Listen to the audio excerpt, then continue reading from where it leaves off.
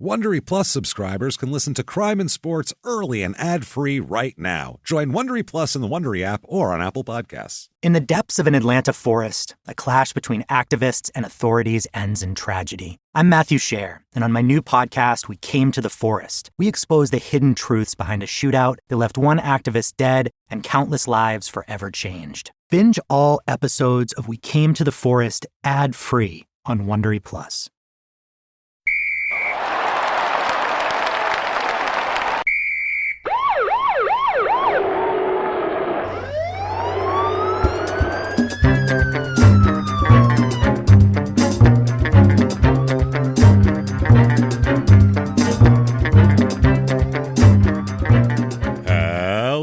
Everybody, and welcome back to Crime and Sports. Yay! Yay indeed, Jimmy. Yay indeed. My name is James Pietragallo. I'm here with my co-host. I'm Jimmie Whisman. Thank you, folks, so much for joining us today on another crazy edition of Crime and Sports. I'm excited for this one. This one I'll explain more as we get into it, but I've been saving this one for over 6 years. This is one of those ones that's been sitting there just getting fermenting. Yeah. It's been fermenting and getting better and better, and I'm so excited to finally present it. It's gross, by the way. It's nothing that you want to hear about, but trust me, you want to hear about it. You know what I'm saying?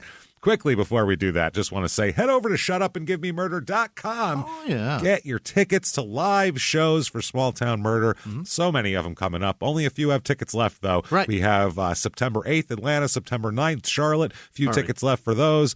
Then a bunch of sold-out shows, and then December 2nd, we are in Dallas, and there's still some left for that. Right. So get in there and get your tickets. And also, October the 26th is the virtual live show. Right. It's the Halloween virtual live show. It's on a Thursday night, and it'll be available for a week after that, all through Halloween. And you get your tickets September 1st. They go on sale. So get in there, get your tickets for that. We are going to have such a good time. Halloween-themed, obviously.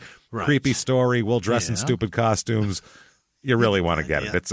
It's a damn good value. So get in there and get that. That's shutupandgivememurder.com / virtual live is where you get those tickets. So get those. You also certainly want Patreon. Patreon.com / crime and sports is where you get all the bonus material. Right. Over 200 bonus episodes to binge on. New ones every other week. And how much does that all cost? Oh, it's $5, James. $5 a month or more, whatever you want to do. But a cup of coffee can get you all of one cup of coffee. Sacrifice. Pick your one day a month. You're not going to get that cup of coffee and get Patreon. Trust me, it's worth it.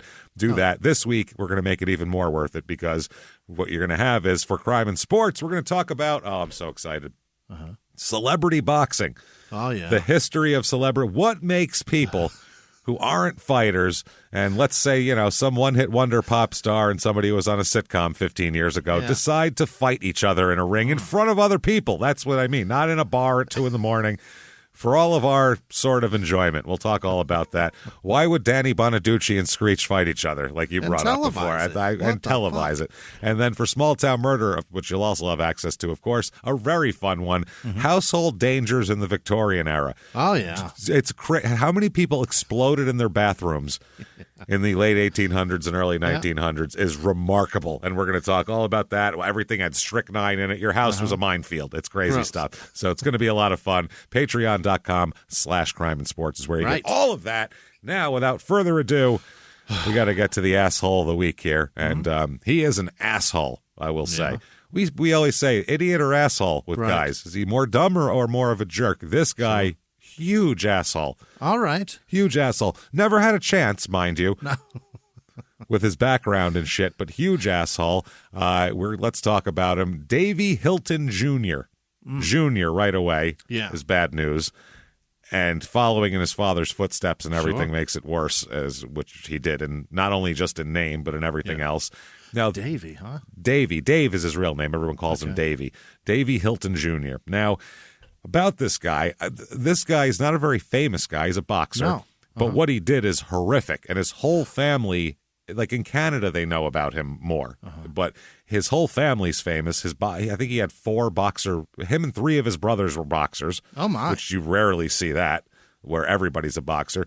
Because Dad was a boxer, and just basically they say in this documentary I saw, Dad didn't take us to school; he took us to the gym. Well, So that's not a good place. That's not great. So that's all these kids ever did was fight. And oddly enough, they get in a lot of trouble because of that. Strange. Weird Yeah. stuff. What he did, though, has nothing to do with fighting and has everything to do with him being a monster, fucking horrible person. Okay. Bad stuff here. Top 5 bad guy we've talked about. I mean, that's where we're at today. Yeah. Holy shit. So, little background on this guy, by the way. I got this episode from, I didn't find this guy. I would eventually probably would have found him, but I didn't find this guy. I was given this guy when we first started the show. In the first 20 episodes, a friend of ours named Isaac that we know told me about this guy. He goes, listen, you're doing this show. Isaac knows nothing about sports whatsoever. I mean, couldn't know less about sports if it was possible. So but he knows about this guy because he said Isaac is a traveler. His family are travelers. If you don't know what they are, they're Scottish travelers. So if you don't know what travelers are, basically all those gypsy shows on TV, that's travelers. Those are traveler people of a certain whatever ilk. But his family... He's a Scottish traveler from Florida. From Florida, but with a heavy Scottish accent. Oh, boy. Very strange. Yeah, you couldn't tell. People go, where are you from? He goes, Tampa. And you're like, that's the funniest thing in the world. You are. Tampa. And people thought they'd crack up laughing. They think he was kidding. They go, that's funny, and walk away. He's like, I'm from fucking Tampa, and he'd be all mad. So he got me on the phone at 2 o'clock in the morning back in the day, and he goes, there's a guy you have to do. He's a guy, and he gave me his name. He knew it off the top of his head. He goes, they're a traveler family. Now, in everything that you can find about these people, every article, nowhere does it say that they're travelers. So really? I don't know if they tried to hide that fact or what, but Isaac would not know who they were unless they were travelers. That's the thing. They had to be. He knows about them because he said they're a traveler family, and we all know about them as travelers. So here you go. So that's one of the things. And there's a few hints from like the great-grandfather or grandfather where you go, oh, yeah, that's a traveler there. Those are travelers. And also the parents forcing the kids to do whatever the parents are doing for a living when the kids are still children also is another We're painting houses now. What are you, 11? You get on the roof. Hold this fucking ladder. Like, that's what they do. Yeah. Isaac did that anyway. Yeah, he did roofing, for Christ's sake. Yeah, as a child. He was a child roofer, which is bad. I don't know. That's one of the worst things you could do to a child is make them roof, I think. Like there's you know what I mean? Like they used to stick them in coal mines. I think, I don't know which I'd rather do, to be honest with you. Yeah, I think saw cutting plywood into rotten spots is worse. Oof, with the hot tar and shit when it's 111 degrees outside on a hot black roof. Fuck that. I might want to go underground. Revalleying a roof. Yeah. Grease me up and slide me down that hole. I'm going under. Shadier down there. It's shady. It's cooler down there anyway. So Dave Hilton Jr., a little bit about him. He's born in Port Credit, Ontario, Canada. Oh. Port Credit. I don't know if it had just been repossessed by something. Yeah. This is Port Credit now, goddammit. You guys have bad credit. Yeah. Now, the family speaks French also, by the way. Yeah. They speak English and French. So I had no idea going into this that they were French until I watched a documentary on YouTube that is in French, by the way. Really? And they're all speaking French. And I'm like, holy shit, they all speak a lot of French here. So we'll get into his boxing. By the way, boxing is going to be so secondary today because there's so much crime. Really? I don't even know if we'll talk about all of his fights. It doesn't even matter. Put it that way. Fuck boxing. This is just a family of criminals. It's insane.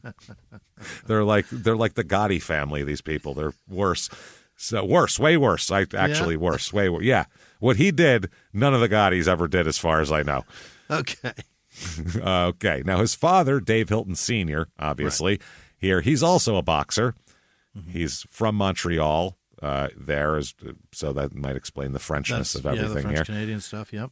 And when he was an amateur, in 2 years he compiled a 71-1 amateur record. The father, not bad. So he fought 73 fights in 2 years. Wow, that's more than every other week. That's a lot of fights. And he won the Texas Gold Gloves and the Kentucky Golden Gloves featherweight titles as well. Wow, traveling from state to state. He fought with the father. Here's another thing too. I didn't know there was Jewish Scottish travelers, but apparently there are. Is that he's right? Jewish.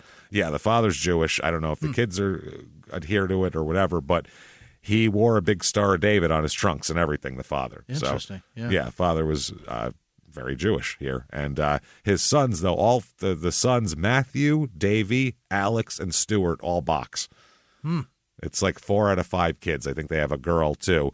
But the girl they end up like sending to be raised by a relative. She's not, I guess she doesn't have a good left hook, and they're going to.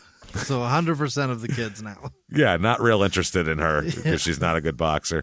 Has a mother named Jeannie, who I got to see in the documentary, and you could just see in her eyes she's been through a lot. Yeah. It's one of those things you could just go, oh, man, this woman, oh, boy. She's been through so much, and she's just. I love it. She was at the front desk of the gym when the journalist walked in, and I'm like, oh, this poor lady. So his brothers, like we said, are Matthew, Alex, and Stuart. Those are the 3 boxing brothers, and then Jimmie, who doesn't box. Okay. And he also has a sister who was raised by her grandparents, so she's out of the picture. Now, Dave Sr. had over 80 fights through the mid-'70s professionally. He was making the kids do boxing. There wasn't any question. It wasn't what do you want to be when you grow up. It's, how great of a boxer are you going to be when you grow up? Right. What weight class are you going to be when you grow up? That sort of thing. Good morning, here. champ. That's what it is. Yeah. And everybody said, too, Davey, the father, when he was out after fights or in between fights, every time he'd go to bars, he'd get in brawls, and he was just one of those guys. Wow, fighting outside. Yeah, fighting outside the ring, inside the ring. These people fight a lot. He had a pro record for the father of, listen to this one, 138-15. Wow. That's a lot of fights. That's a mean man. That's a mean man. Yeah, that's a lot of fucking fights. He said, quote, when my boys were growing up, I was their hero, partly because of bar fights I'd get into. Partly. How the hell would your small children know about your bar fights and be think of you as heroic because of them? For that to affect their opinion of you. Unless they're in the bar. He continues, the boys saw a lot of them. I'd take them to a bar and say something like, watch, I'll take on 4 guys in this place and beat them all. I'm going inside. I'll be right back with 4 guys to fight. No, inside. He'd take the kids in the bar and go, I'm going to beat up those 4 guys. Watch this. And then have the son sit there and watch him fight 4 men.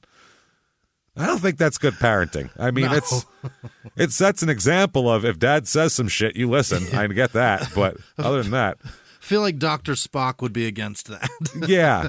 Dr. Mr. Spock, everybody. Dr. Phil, all the fake doctors. I think Dr. Spock's a real doctor. Actually. I think he is, yeah. Yeah. Dr. Phil's not. Is that the what to expect guy? Anymore. I don't know. Yeah, I think it is. I think that's Dr. Spock. Might be. And then Mr. Spock, obviously. Yeah, but he also agrees. Wonderful man. Leonard Nimoy also is in full agreement. If he was alive. He would say, don't take your kids to a bar and tell them you'll take on 4 guys and beat them all. That's what he would say. And that's my advice to you.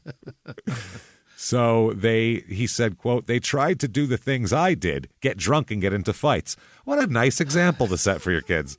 That's At 11, terrific. They tried to do that. They're children. Yeah, these are children. For a long time, it was a joke.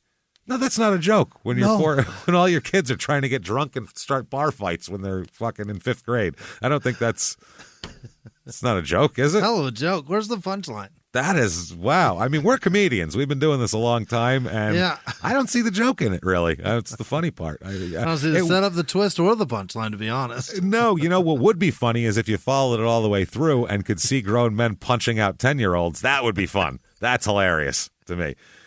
Yeah, like a kid who really deserved it came up talking shit. You know what I'm saying? Hit you in the balls, shit faced, and some guy just goes thump and knocks him to the ground. And I'd go, that's hilarious. That's funny. A real boozy one that's like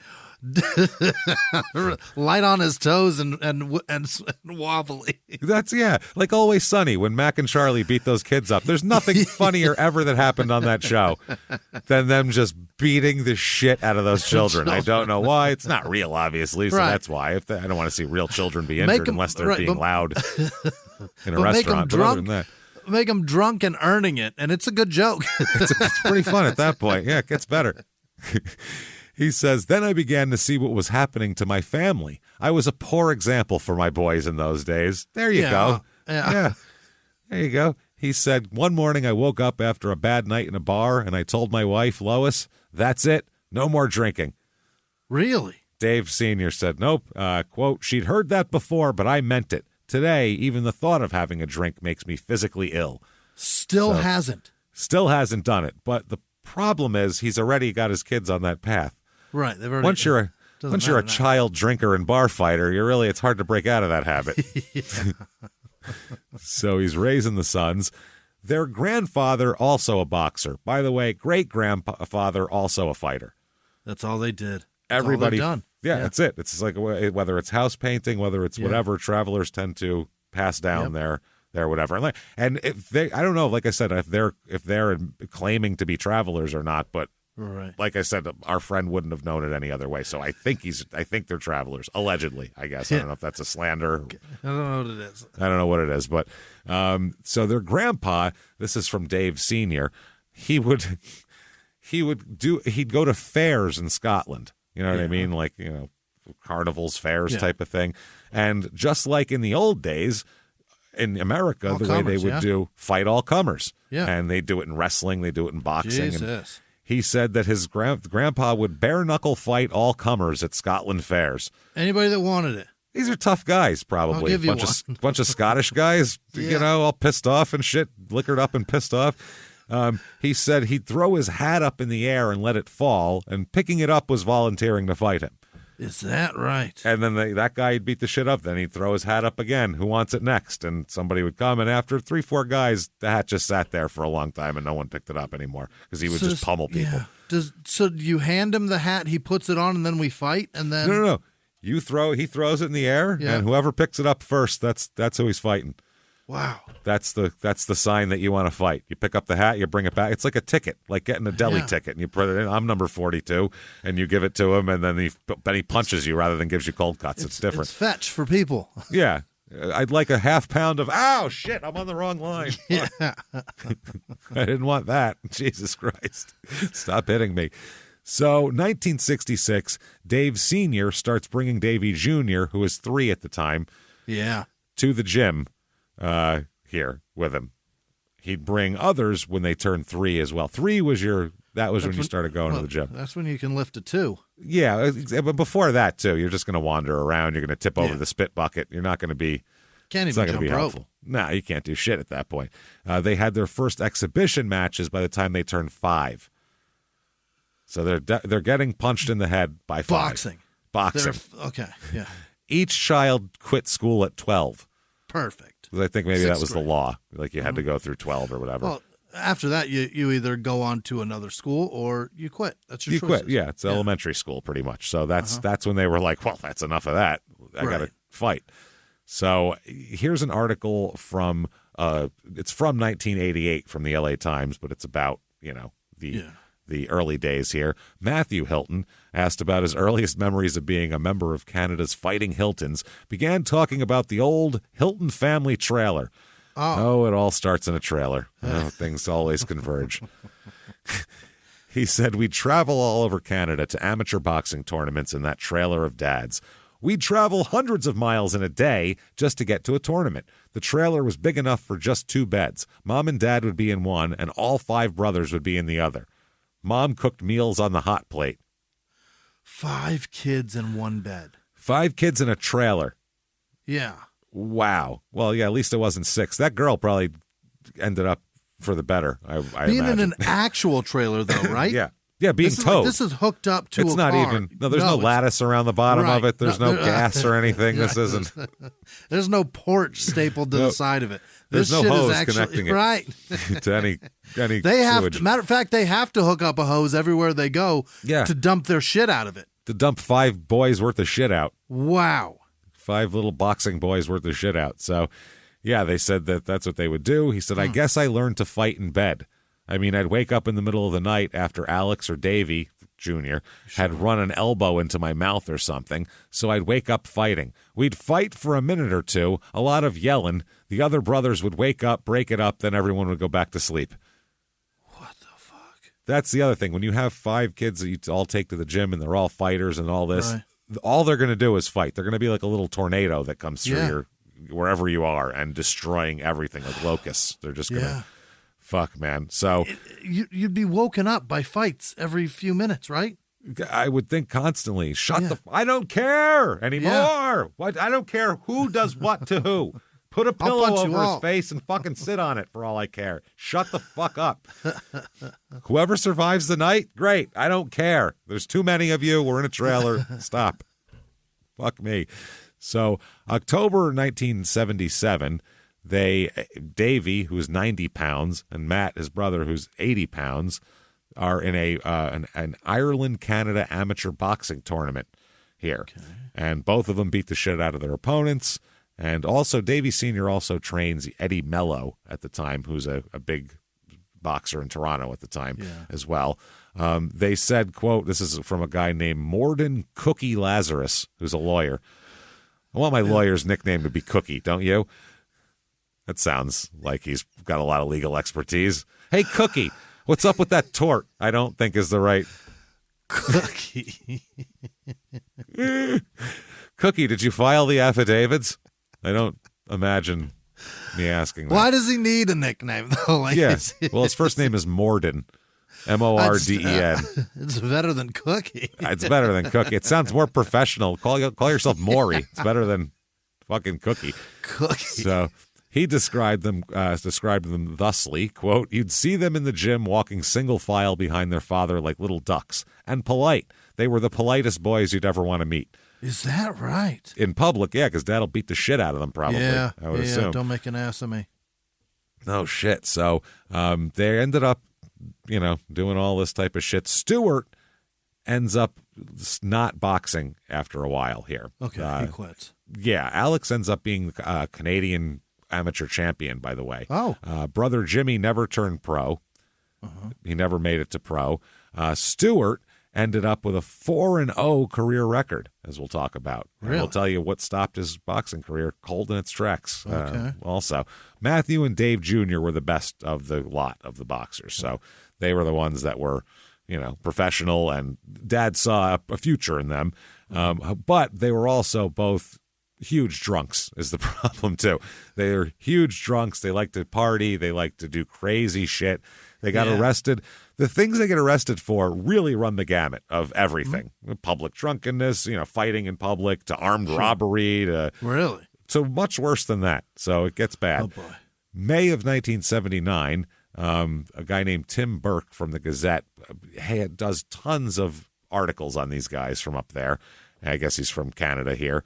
And he keeps doing all these articles on him. So we'll talk about, he'll do a bunch of articles later on. December 1979, Davey Jr. is 16 years old. He weighs 125 pounds.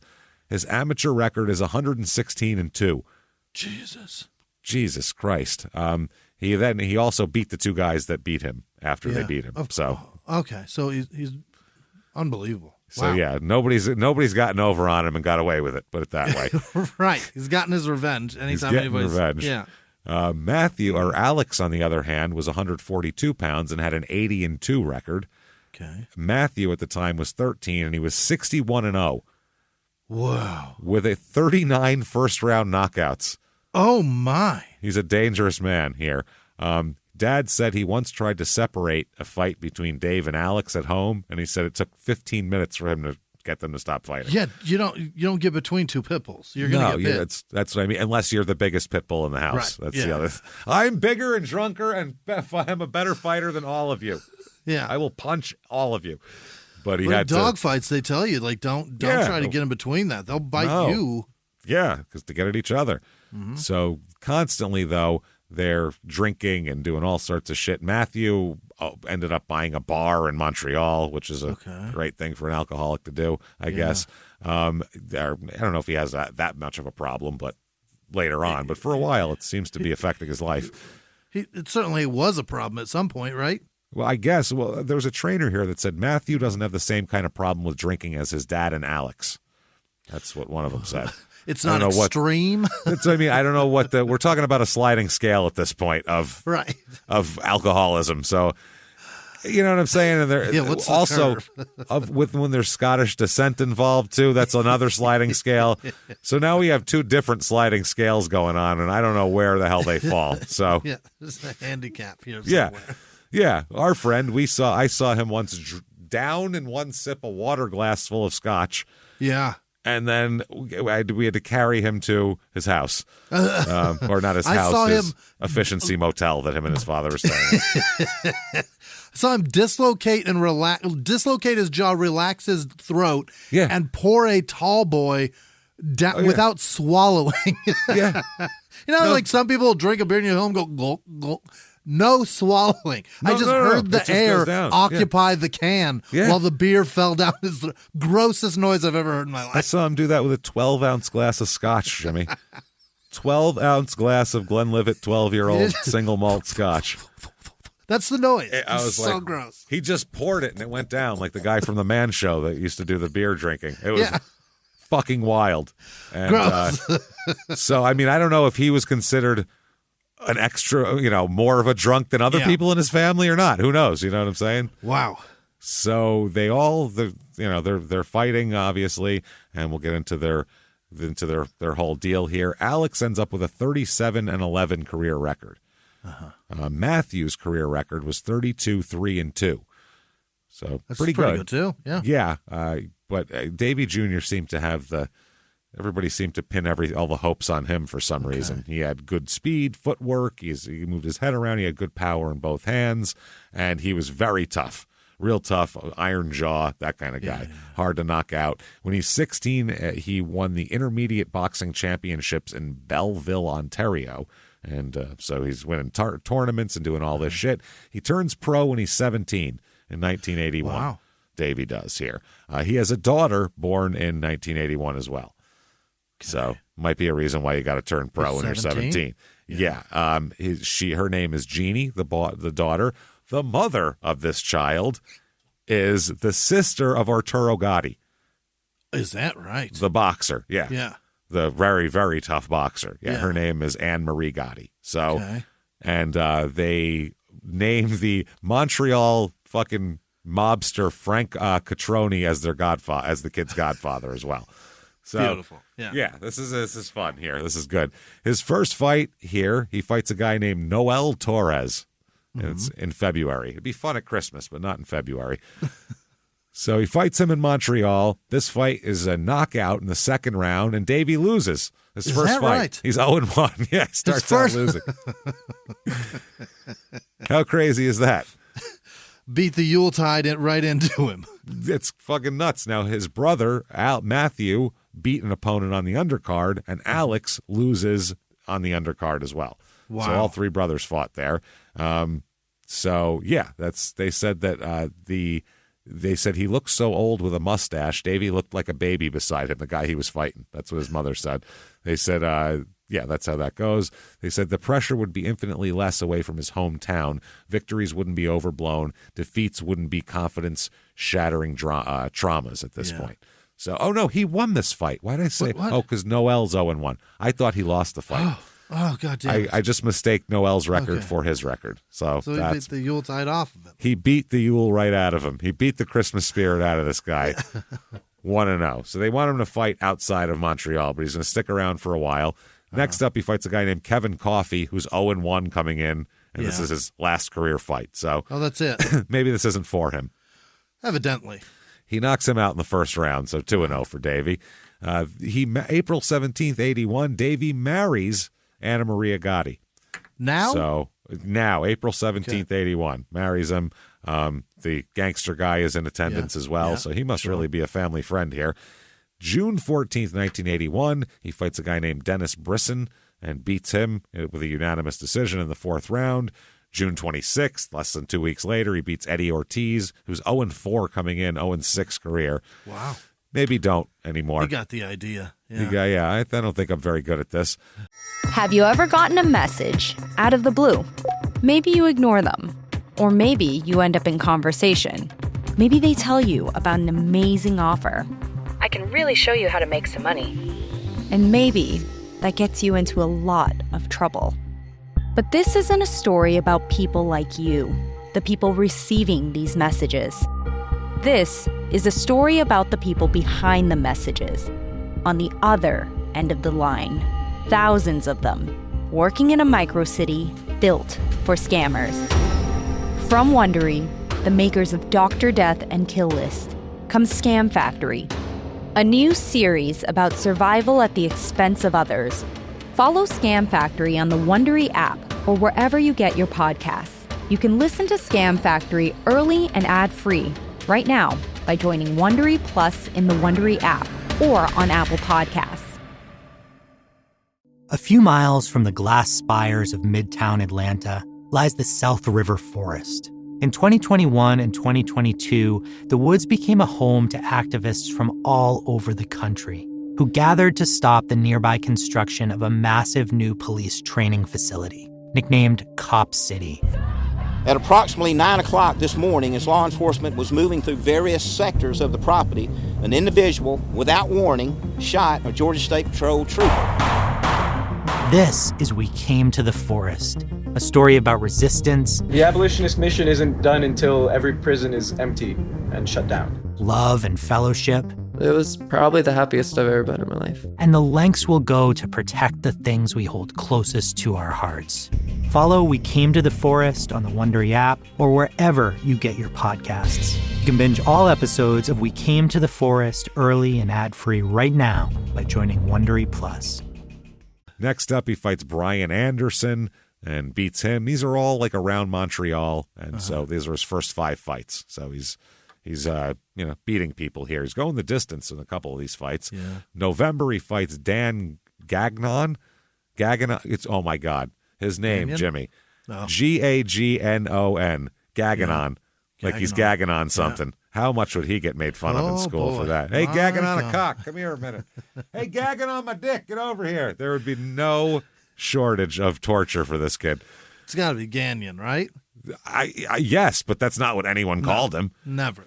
Gagging on is what he got called, and that's why he became a boxer, because he was tired of it. He couldn't take it anymore. He fought back.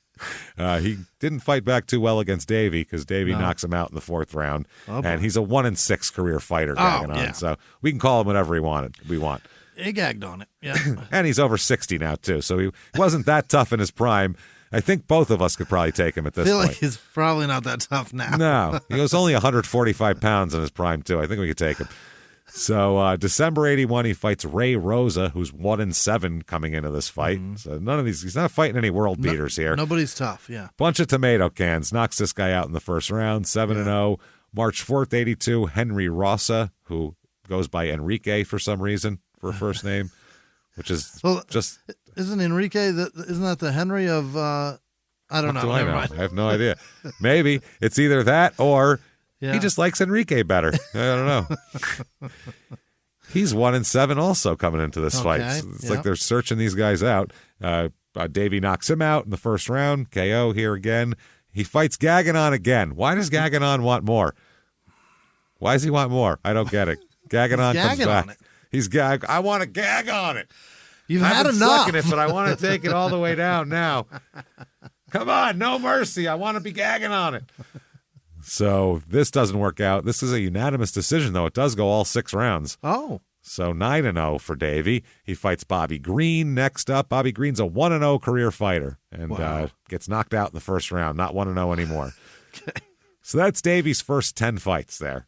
Wow. Done. And so he's fighting a bunch of tomato cans and beating them. Next up, October 19th, 82, he fights Tim Elliott. 0-1 coming into this fight. 1-6 career. So this is a knockout for Davey. November of 82, Jean-Paul Petrin he fights, who doesn't sound very tough. And turns out he's not very tough for Davey. Davey knocks him out. So there you go, 12-0. Next up, Mike Blunt. He fights. He sounds tough. B-L-U-N-T, like you're smoking a blunt, not even like Blount. So Blunt, a.k.a. the Bumblebee. He's the Bumblebee. Yeah, because they sting. They sting, but Blunt is a cool name. It is, yeah. I would call myself Mike Blunt Force Trauma. That would be my fucking nickname. Blunt Force Trauma. That's who I would be. It's not bad, yeah. Yeah, that would be my nickname. I'm giving you a medical assessment of the cause of death, of what I'm going to do to you. That's better than Bumblebee. Like, what? You're a transformer? Yeah, are you a transformer, or you think you're Muhammad Ali being sting like a bee? Probably not.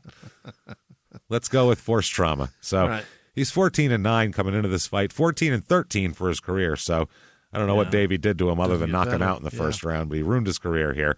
So they have a daughter, him and his wife here have a daughter in 1983, and they name it Anne-Marie. Well, really? Yes, that's an junior, Italian right? thing. That's a weird Italian thing. I think they're Italian, the Gottis, G-A-T-T-I, the fight, right? Is he Italian or fucking Spanish? Arturo? Or Latin? I don't even know. I don't know. I don't sounds know. Latin, right? But, who knows? Anne-Marie Gotti? That's right. I don't. Jesus Christ! I feel like I've had Christmas Eve with this person before. Like this is a guinea here. So I could certainly do us a favor and not have to worry about any shit after that's this. true. Yeah. And I've watched him fight a million times. Oh, I don't it's G-A-T-T-I. It's G-A-T-T-I. Yeah. That doesn't. Yeah. This is a What's different difference guy, does that right? No, He's Gatti. Canadian. It's Gatti. He's Brazilian.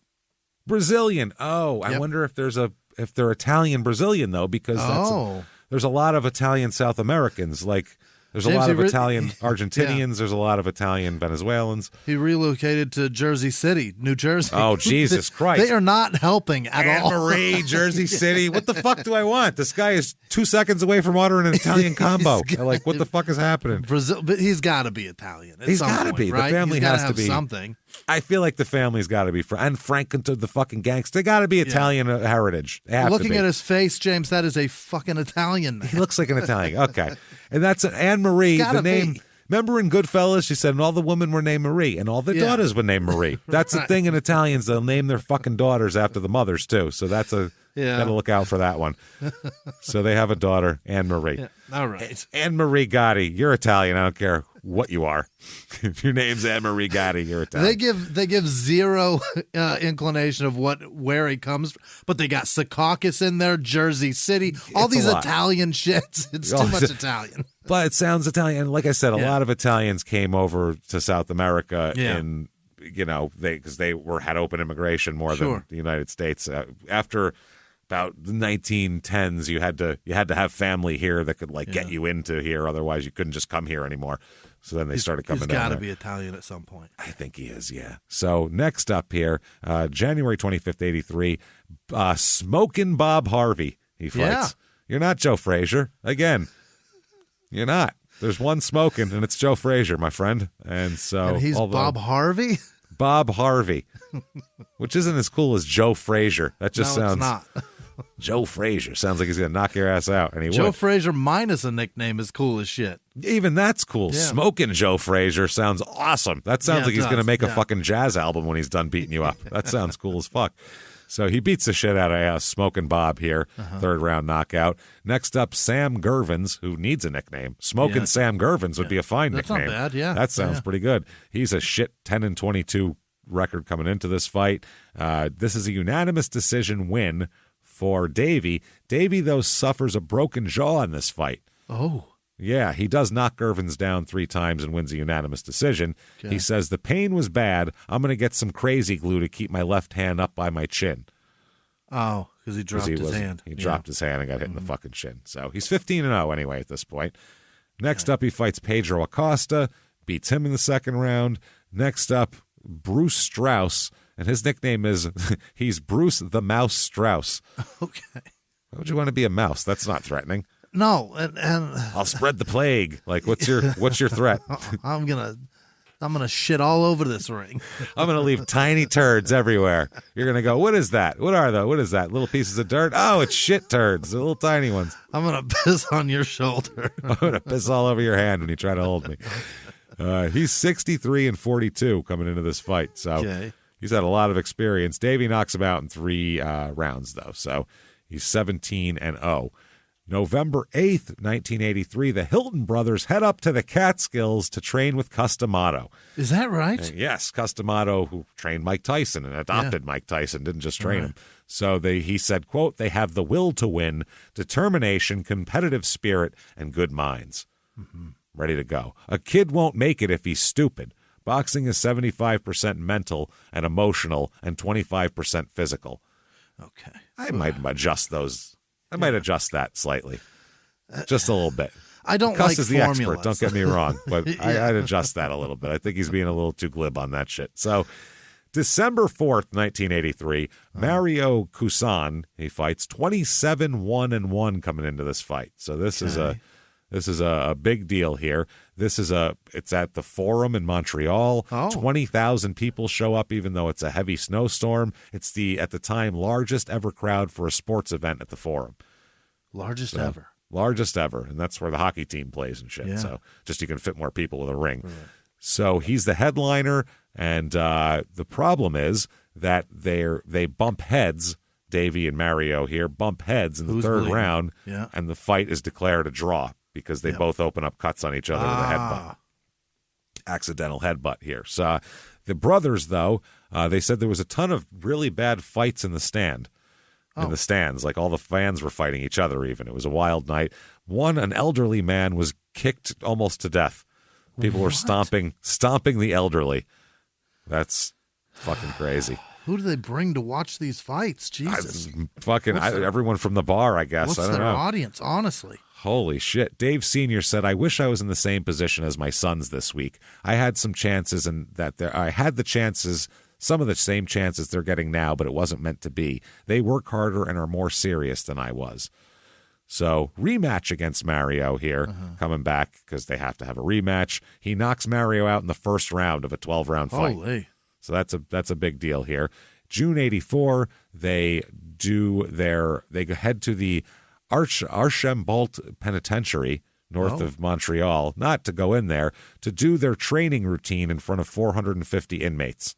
Oh. Then they join the inmates for a large barbecue on the lawn. Okay. And French-Canadian prison's a little different than American prisons, barbecue. I feel like. Yeah, they'd all be stabbed if they were here.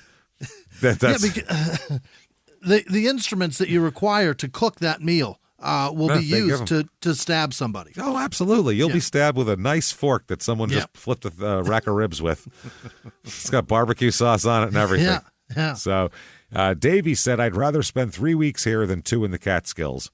Oh. His cuss was a ball breaker. He was a tough trainer. I mean, he made Mike Tyson into a boxer. Think about that. So July 10th, 1984, Dennis Segoin, he fights and beats him in the 10th round. July 1984, here, that's this day, Alex, Davey, and Matthew all win their fights that day. Okay. So, and they said of Davey, now he's set to take on the world. Now That's a fascinating thing when 3 brothers are all fighting on the same day on the same card. They're doing great. They're supposed to be introduced to a crowd at Olympic Stadium during an Expos game. See, the Expos come around all the time here. It was being televised. It was a nationally televised game in North America. Like it was being televised as the game of the week in the States, too. And they and their father, though, got way too shit-faced and didn't get there on time. Way too shit-faced, showed up late. Yep, showed up late. Yeah. Couldn't do it. So he next fights Pete Padilla, beats him, TKO in the second round. That is important because that's his 20th win. He's 20-0-1 right now. So that's pretty badass. Now, January of 1985, he's obviously had a weird upbringing, Davey. He's been in bars. He's been around a lot of unseemly people, let's just say. Sure. A lot of seedy people, a lot of underworld people. Yeah. So he says, who can I bring in that can just go over the top of all of these people and be the biggest scumbag I've ever met? Who can I attach myself to that could possibly fill those shoes? Oh, thank fuck. It's Don King. There he is. Perfect. How can I make this all worse? So Don King negotiates with Dave Sr. to become the exclusive promoter for all the Hilton boys. Wow. He said, you shoot any more out of your fucking piss pipe, I'll promote them too. Now, Frank Catroni takes part in the negotiations, the gangster, from jail, where he was fighting an extradition order and eventually won and wasn't extradited, I guess. Oh. So, yeah, they said other promoters urged them not to sign with Don King, but Catroni urged them to sign after King paid for Catroni's lawyers. Sure. Yeah. So Don't sign with that man. I'll pay for your lawyers. Sign with that man. Sign with that man. So King bought himself some influence on the boys is what he did, and the Hilton signed with them. Then came a leaked report from a commission of inquiry into organized crime in 1986 that said the brothers' careers were controlled by Frank and Catroni, and it was he who had them sign with King. That came out in a report later on. And Dave Sr. later said the deal with King was a mistake, And he said that Catroni was just a family friend. That had nothing to do with it, though. Yeah. Nothing to do with Don King paying for his lawyers, so that's totally fine. January 22nd, 85, slamming Sammy Horn, who's 28-5, and this fight ends in the third round when Horn doesn't come out for the third round, so that's that.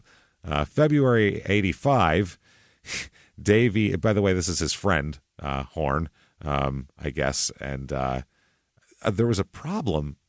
He goes to a bar owned by a fighter friend of his who had to intervene to prevent Hilton from attacking another bar patron. Oh. This guy ended up breaking his leg in the fall. So this is when Dave Sr. quits drinking for good. For real this time. The first time was for real, but this time's like for real. I got it now. Yeah. Yeah. I got it licked. Now it's for real. So March 15th, 85, he fights Dennis Fain, who's 4-12 coming into this fight. That's not going to last long. No. Second round knockout, three knockdown rule. So he just knocked the shit out of this guy till they had to wave it off. Yeah. He fights Dennis Horn here. I guess Sammy Horn might be a relative. I'm not sure here. He fights him, beats him anyway, beats him too. So anybody named Horn, he'll beat up. 23-0. October 22nd, 85, Hilton family lawyer Frank Schufe is shot dead in his office. What? Yeah, that's interesting. Then, a drunk Davey, he's drunk as shit the next day, okay? Yeah. He walks into a bar on Crescent Street with a rifle. Oh? Which usually you can't take those in bars. No. They don't like it when you have certainly rifles. Shouldn't do it. Yeah, it makes people uncomfortable. What is this, fucking Tombstone? You Yeah, can't just be wandering. What's even Tombstone, you had to check your guns. Yeah, even you had to leave behind the bar. Couldn't do that. You could just hang out with a rifle. That's weird. And he threatens in a very loud and belligerent and threatening manner, because he's a professional boxer who also has a rifle, that he is going to, quote, kill every Italian in this place. Uh-oh. So I feel like he's fighting with his wife. So I'm going to say, if I had to guess, real mad at the wife. A little mad at the wife on this one. So threatened to kill every Italian in the place. Okay. So police find the rifle in Davey's car, but no one comes forward as a witness. Wonder why. They're weird. Italian. So no one tells on him. So there you go. Davey is charged with drunk driving because they pull him over, they find the rifle, but they can't charge him with that, but he is drunk when they find him driving with the rifle. So he's fined $400 and loses his driver's license for 90 days. He's also 20 pounds overweight now. Is that right? He's been drinking a lot. He's been drinking and I guess planning to kill Italians. That's his main, that's all he's been doing lately, rather than training. So March of 86, he hasn't fought since June of 85, and he wants out of his contract with Don King. Okay. That's the other thing. Maybe he's mad at, mad at the other guy, at Frank. I'm not sure. Yeah. So he wants out. He's in the top 5 welterweights at this point, in the rankings. He notes that his contract called for purses of $20,000 for his first 2 bouts in 85, followed by $50,000 for each subsequent appearance. Wow. Which, if he's drawing crowds, that's not a lot of money for a boxing match. Yeah, because he's fighting in places that hold a lot more than enough to pay him $50,000. If you're the headliner at the Forum, and especially Don King, because there's TV deals tied in, HBO boxing, there's all sorts of different money tied into this. So what year is this? This is 86. Yeah, there's plenty of money to go around. Plenty of money at this point. There's pay-per-view starting up soon and everything. So he was offered, instead, though, for that, he was offered $5,000 for an undercard bout. Okay. So he said, I'm not doing that. I'm not fighting an undercard bout for $5,000. That's fucking bullshit. You book me to headline, I'm not opening. That's what it is. As a comic, you get that. No, I'm not featuring for that guy. Fuck him. I'm going to make less while he makes more. Fuck that guy. I'm not taking that money. I want that money, and I'll work for it. That's it. So he said he'll wait until January 87 to fight, because that's when his contract expires. Oh. So I'll wait it out, a year and a half. So 1986, Davey riding his motorcycle, which, again, very wise for a professional athlete. And he crashes it into a tree, obviously, and breaks his leg. And that keeps him from fighting for almost 2 years. So never mind that. Yeah, it doesn't really matter with that contract. So, because it's over and he's got a broken leg. Does that feel on purpose? No way he did that on purpose, right? Or is he probably that psycho to do that? I feel like he probably got drunk and hit a fucking tree because he doesn't care. Yeah. And was Didn't like, give a 2 shit. years to heal? Whatever. I don't care. Yep. When the bones healed, now he's 40 pounds overweight, by the way. Oh, shit. Yeah, it's not going well at this point. Now, September 10th, 1986, Stewart, his brother, who was 4-0 at this time, is 18 years old, and he's almost 18. He's 17. He's in a car crash here with the mother of his child, who's also 17. All these people have kids when they're 17. Children, This is crazy here. She's his wife or girlfriend, mother of his child, is in 11th grade at a French language high school. Wow. And they crashed the car and are both killed in the accident. What the Stewart fuck? and the girl. And they leave behind an 8-month-old son. Oh, my God. Yeah, they're planning on getting married in a few weeks. Of course they were. Of course they were. And there we go. Stewart had no license and was speeding as well Okay. when he crashed his Mazda into a bridge abutment near the family home. That's why they make you get a license first, so you don't crash into fucking bridge abutments. So, Well, I bet that thing's an RX-7, too, one of those fast Mazdas. probably, I'm sure. It wasn't one of the wasn't like the little trucks from back in the day, the little like 68 horsepower pickups that they had in the early 80s. 87? I don't know.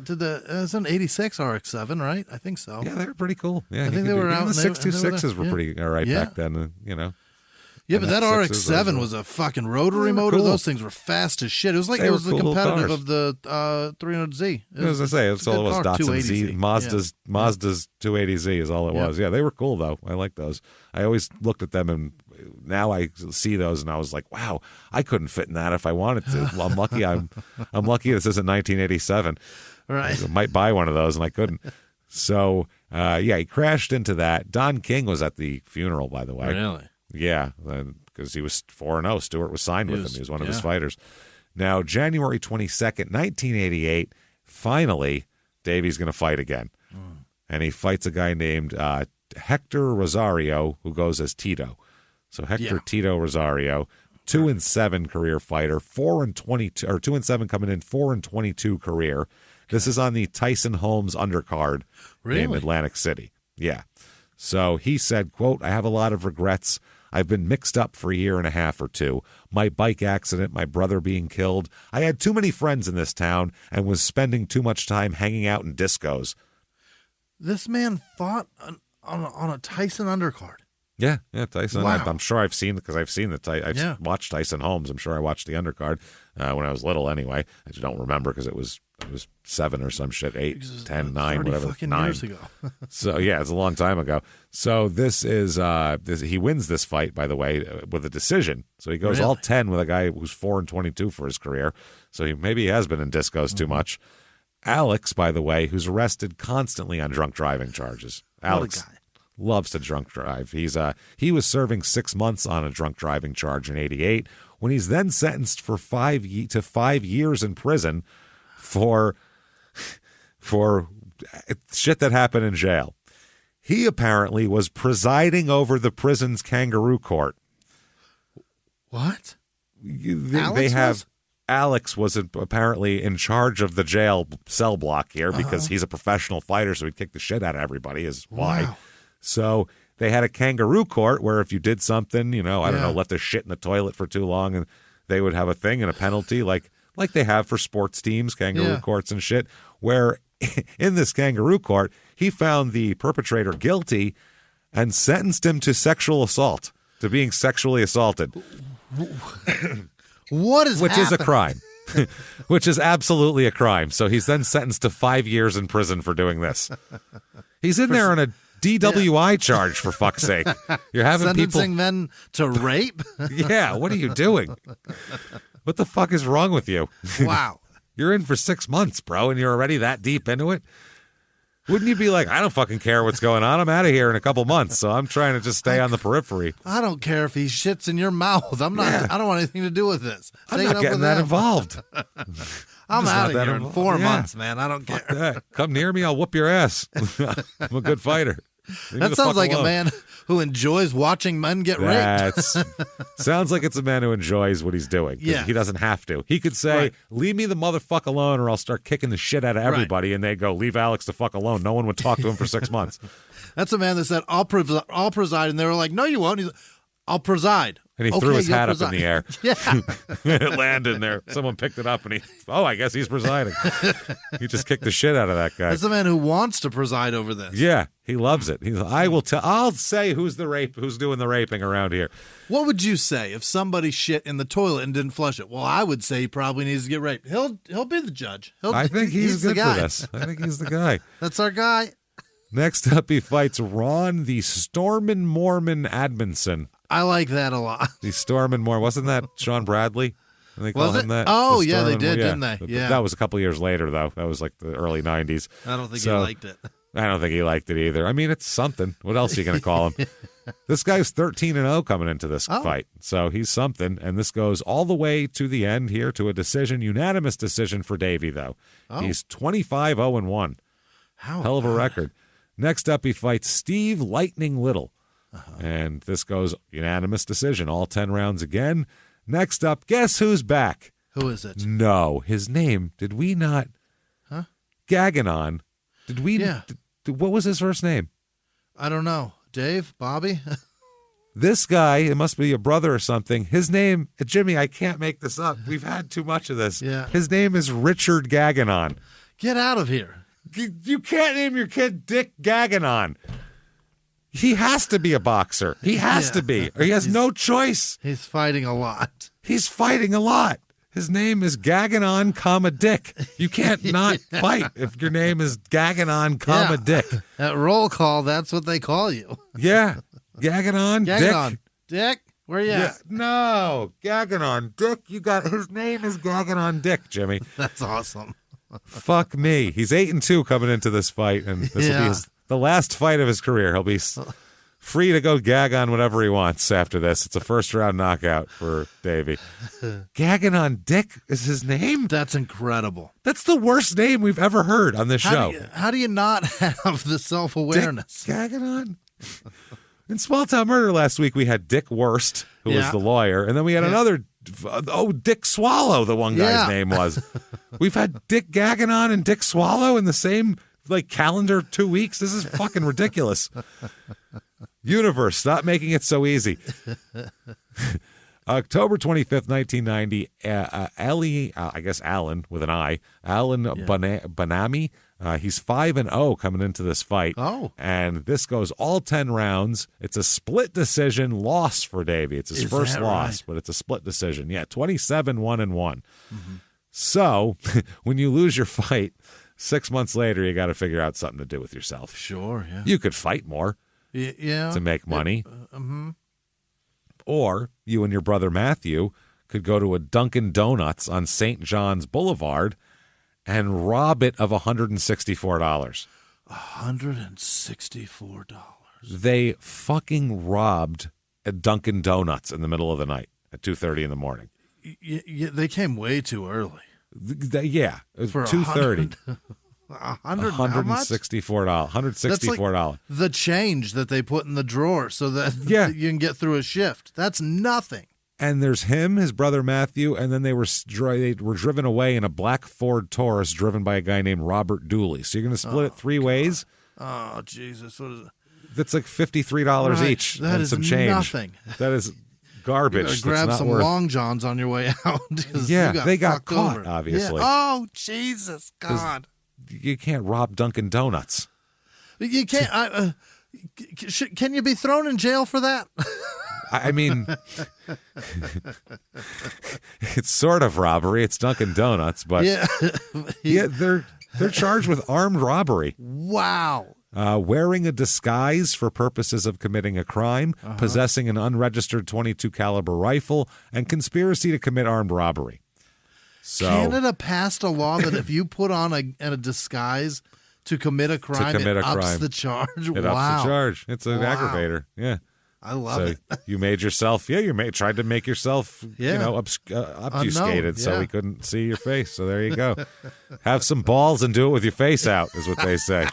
That's very Canadian. Have some dick and gag on it. So the Dave Sr. here, by the way, they're going to change their, first they plead not guilty, and then they're going to change their plea to guilty after that, because after they're dead to rights caught. Yeah. Behind the closed doors of government offices and military compounds, there are hidden stories and buried secrets from the darkest corners of history. From covert experiments pushing the boundaries of science to operations so secretive they were barely whispered about. Each week, on Redacted, Declassified Mysteries, we pull back the curtain on these hidden histories. 100% true and verifiable stories that expose the shadowy underbelly of power. Consider Operation Paperclip, where former Nazi scientists were brought to America after World War II, not as prisoners, but as assets to advance U.S. intelligence during the Cold War. These aren't just old conspiracy theories. They're thoroughly investigated accounts that reveal the uncomfortable truths still shaping our world today. The stories are real. The secrets are shocking. Follow Redacted, Declassified Mysteries on the Wondery app or wherever you get your podcasts. You can listen to Redacted early and ad-free right now on Wondery Plus. In the 1980s, a rosé swept the country. Hey, Mike, I really like this White Zinfandel. Well, good. Now put it down. We're going to try another one. White Zin became America's top-selling wine. But most don't know that this sweet drink has a sour history. What began in 1986 with counterfeit bottles, a big fraud, a multi-million-dollar fraud, sent investigators chasing one of the most powerful families in the business, the Licciardis. But the closer the feds got to them, the more dangerous things became. It's a story of deceit. At the time, I was paranoid. Threats. You touch my kids, I will kill you. And murder. With a .22 caliber bullet to the head. What started with a scheme to mislabel wine spilled into a blood-soaked battle for succession. Welcome to Bloodvines. You can binge listen to Bloodvines exclusively and ad-free on Wondery Plus. Join Wondery Plus in the Wondery app, Apple Podcasts, or Spotify. He was hip-hop's biggest mogul, the man who redefined fame, fortune, and the music industry. The first male rapper to be honored on the Hollywood Walk of Fame, Sean Diddy Combs. Diddy built an empire and lived a life most people only dream about. Everybody know ain't no party like a Diddy party, so. Yeah, that's what's up. But just as quickly as his empire rose, it came crashing down. Today I'm announcing the unsealing of a 3-count indictment, charging Sean Combs with racketeering conspiracy, sex trafficking, interstate transportation for prostitution. I was up. I hit rock bottom, but I made no excuses. I'm disgusted. I'm so sorry. Until you're wearing an orange jumpsuit, it's not real. Now it's real. From his meteoric rise to his shocking fall from grace, from law and crime, this is the rise and fall of Diddy. Listen to the rise and fall of Diddy exclusively with Wondery Plus. So Dave Sr., he says, you try to do your best, but they're 25 and 27 years old, and I can't tell them to go to bed and what time to get up in the morning. I'm shocked. Okay. So they are sentenced to, you, sirs, may fuck off 6 months for the hold up in this area here. Okay. 6 months. Yeah, I mean, again, so three it's of them hard. are in How do you stiffly punish somebody for $150? $164 that they barely got. So they said a man wearing a nylon stocking mask walked into the donut shop at about 2:30 with a pistol in his hand, is what the police guy said. Yeah. He asked the cashier for money, and she handed over about $150. There was one other employee and 2 customers in the restaurant at the time. Cashier called 911, gave the emergency operator a description of the car they drove away in, as well as the part of the license plate. So they were caught quickly, because there's not a lot of cars on the road at 2:30 in the morning either, so you don't blend in very much. Patrol cars responding spotted the car as they were driving to it. They spotted them driving away from it and stopped it after a short chase, though. Short chase, and they're taken into custody. So with a panty on his head. Son, you got a panty on your head.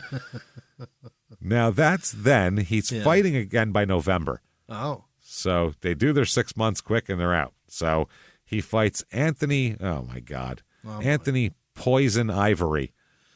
Oh, Tony. No. Tony.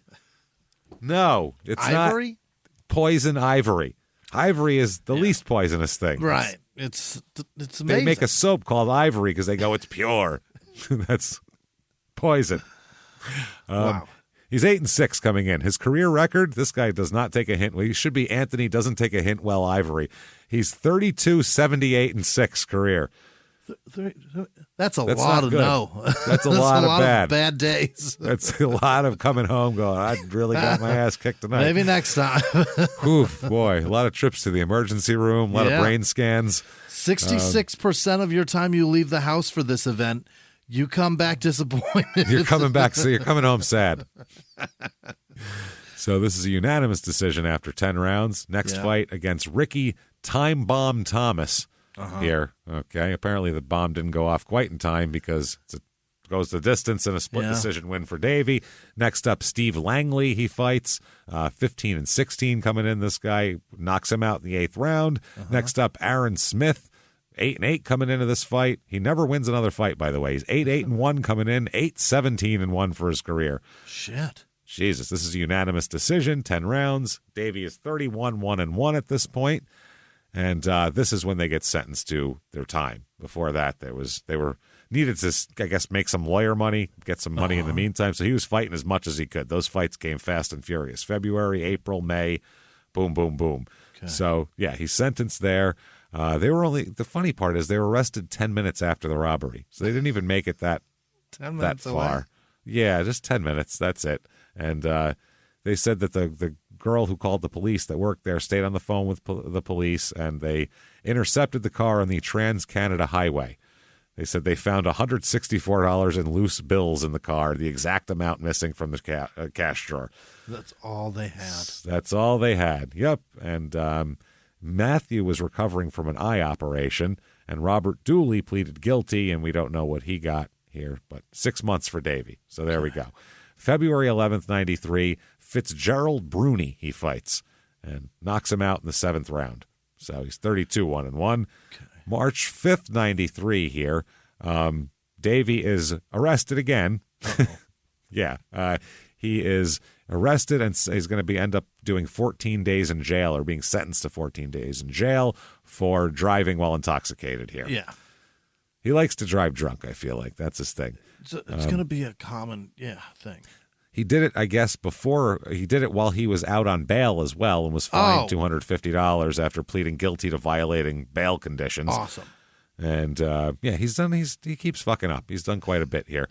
So September 2nd, 1993, there's a warrant out for Davey's arrest. Mm-hmm. And, Matthew, I guess, has a bail hearing as well. I'll read the article. Matthew Hilton's bail hearing got off to a rocky start yesterday when boxing promoter Henry Spitzer did not show up in court. Matthew Hilton's lawyer, Alan Gutman, says he wants the promoter to testify that if his client is released on bail, he'll begin training for a boxing match in October. Hilton is in custody awaiting the outcome of a trial in which he's charged with his younger brother Jimmie in beating up 3 New Brunswick men outside a Point Claire bar.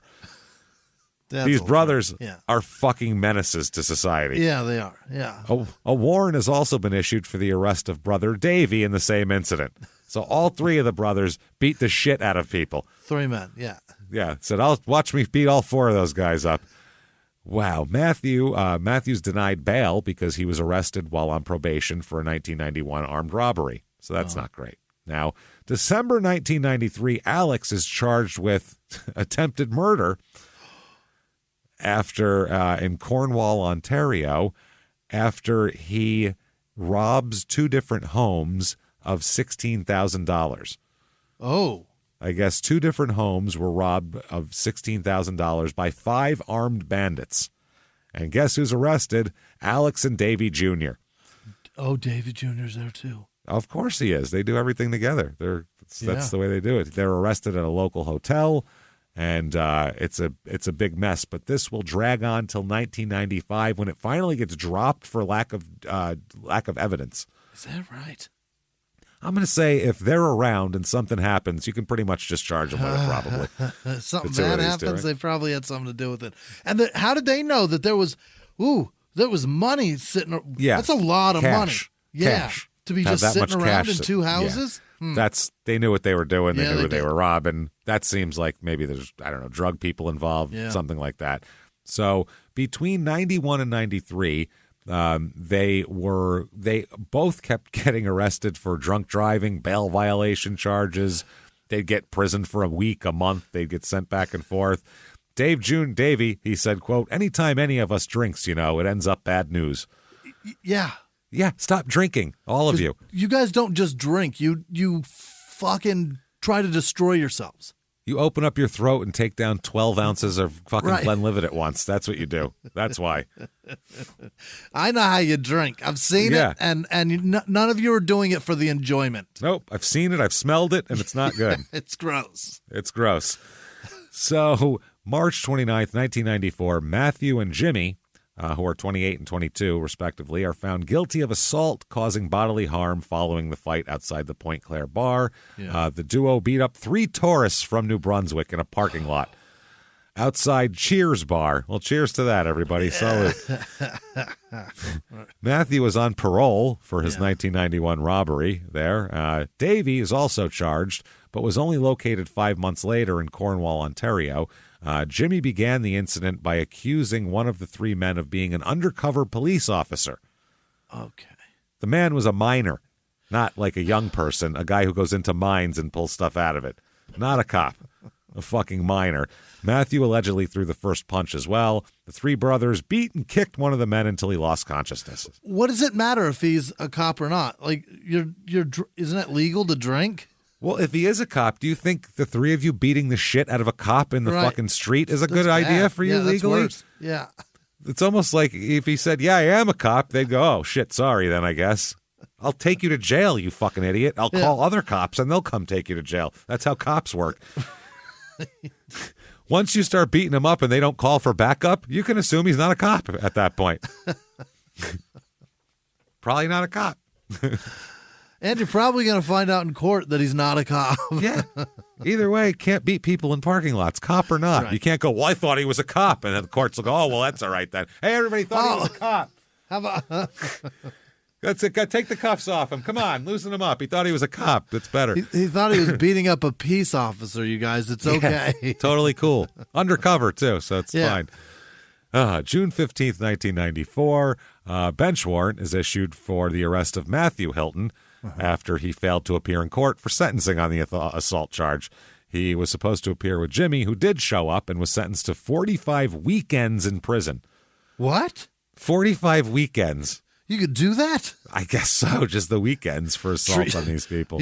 Treat your sentence like a divorced dad? Yeah, like you get that on the weekends, freedom during the week. But I don't know. I guess that you do that at the end of sentences sometimes, where you'll have to like do weekends in jail. It's like a work release program or something. But I've never heard of that as the sentence. Your Honor, I'd like to serve my sentence every Monday, 8 to 2, until whatever time. I don't get...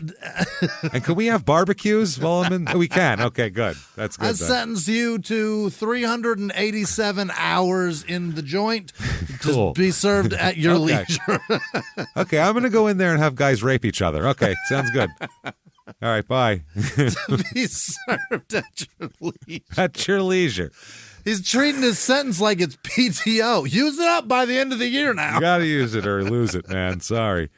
Dave Sr. was there, and he said, I have no idea where Matthew is. I haven't seen him since January. He's probably out of town and too busy. Too busy to be sentenced to his prison sentence. I just slipped my mind. I'm busy. I had other stuff going on. Holy shit. So Matt's lawyer also didn't appear in court.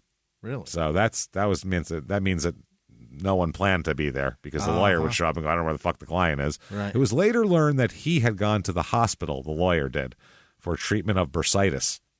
What is that? That sounds gross. I think it's in your back. I'm not sure. I could be wrong. It's either your back or your foot. It has to be.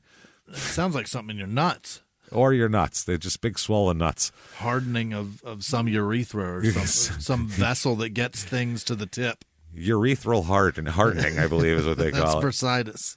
Jesus Christ. So October 22nd, 1996, Davey fights Hughes Dejeneaux. Yes, Hughes Dejeneaux, who's 15-8. and he gets beat here. Davey beats him. KO in the 4th round, 33-1. December 17th, 1996, Alan Banami again, I guess. Yeah. Same guy. He fights him. This is a draw. Goes 10 rounds. Full fight. And it's a split decision draw on the judge's card. So that's what you get. How obnoxious. That is annoying as fuck. So, yeah, 33-1-2 at this point, or 34-1-2. No, 33. No, he fights him again, 33. Then he fights him again, and then he beats him with a unanimous decision. All right. So he likes to go the distance with that guy, 34-1-2. Next up, Derek Graham, split decision in an 8-round fight, beats him. Yeah. This is in Westchester, in fucking Really? New York here. Yeah, in White Plains. 35-1-2 now. 1998, July. Alex Hilton is now tried for, because he went back to jail, he's tried for 17 charges stemming from sexual assaults and beatings in prison. That's all he does.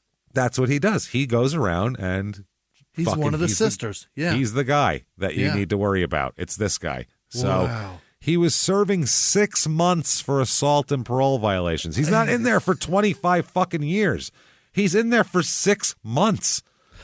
And he Are you gets kidding 17 me? charges for either beating or raping people. Oh, my God.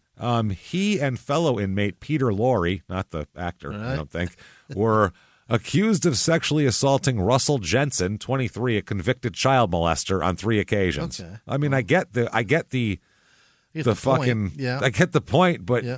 he should know because he already got busted for this once. Leave that for somebody that's a lifer. You got 6 months to go. 6 months. Jesus Christ. Alex did not participate in the offenses, which included fellatio, sodomy, and masturbation.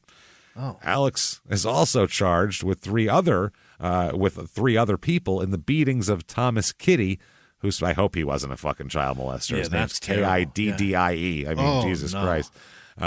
Who spent 5 weeks in the hospital with a ruptured spleen after a beating. Yikes. So Hilton is sentenced to 5 years in December.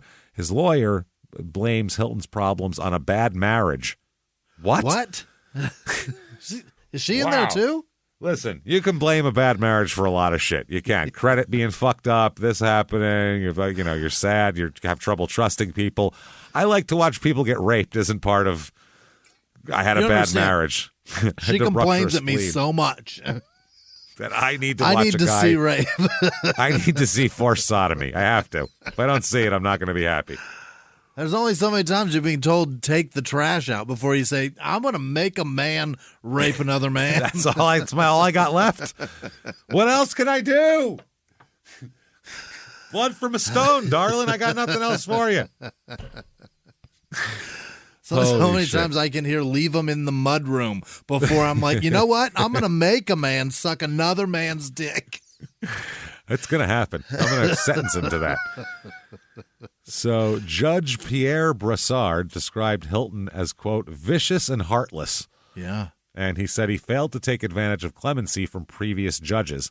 Now, his lawyer, though, said at 21 he got married. That's when the problem started. He wasn't able to deal with it. What?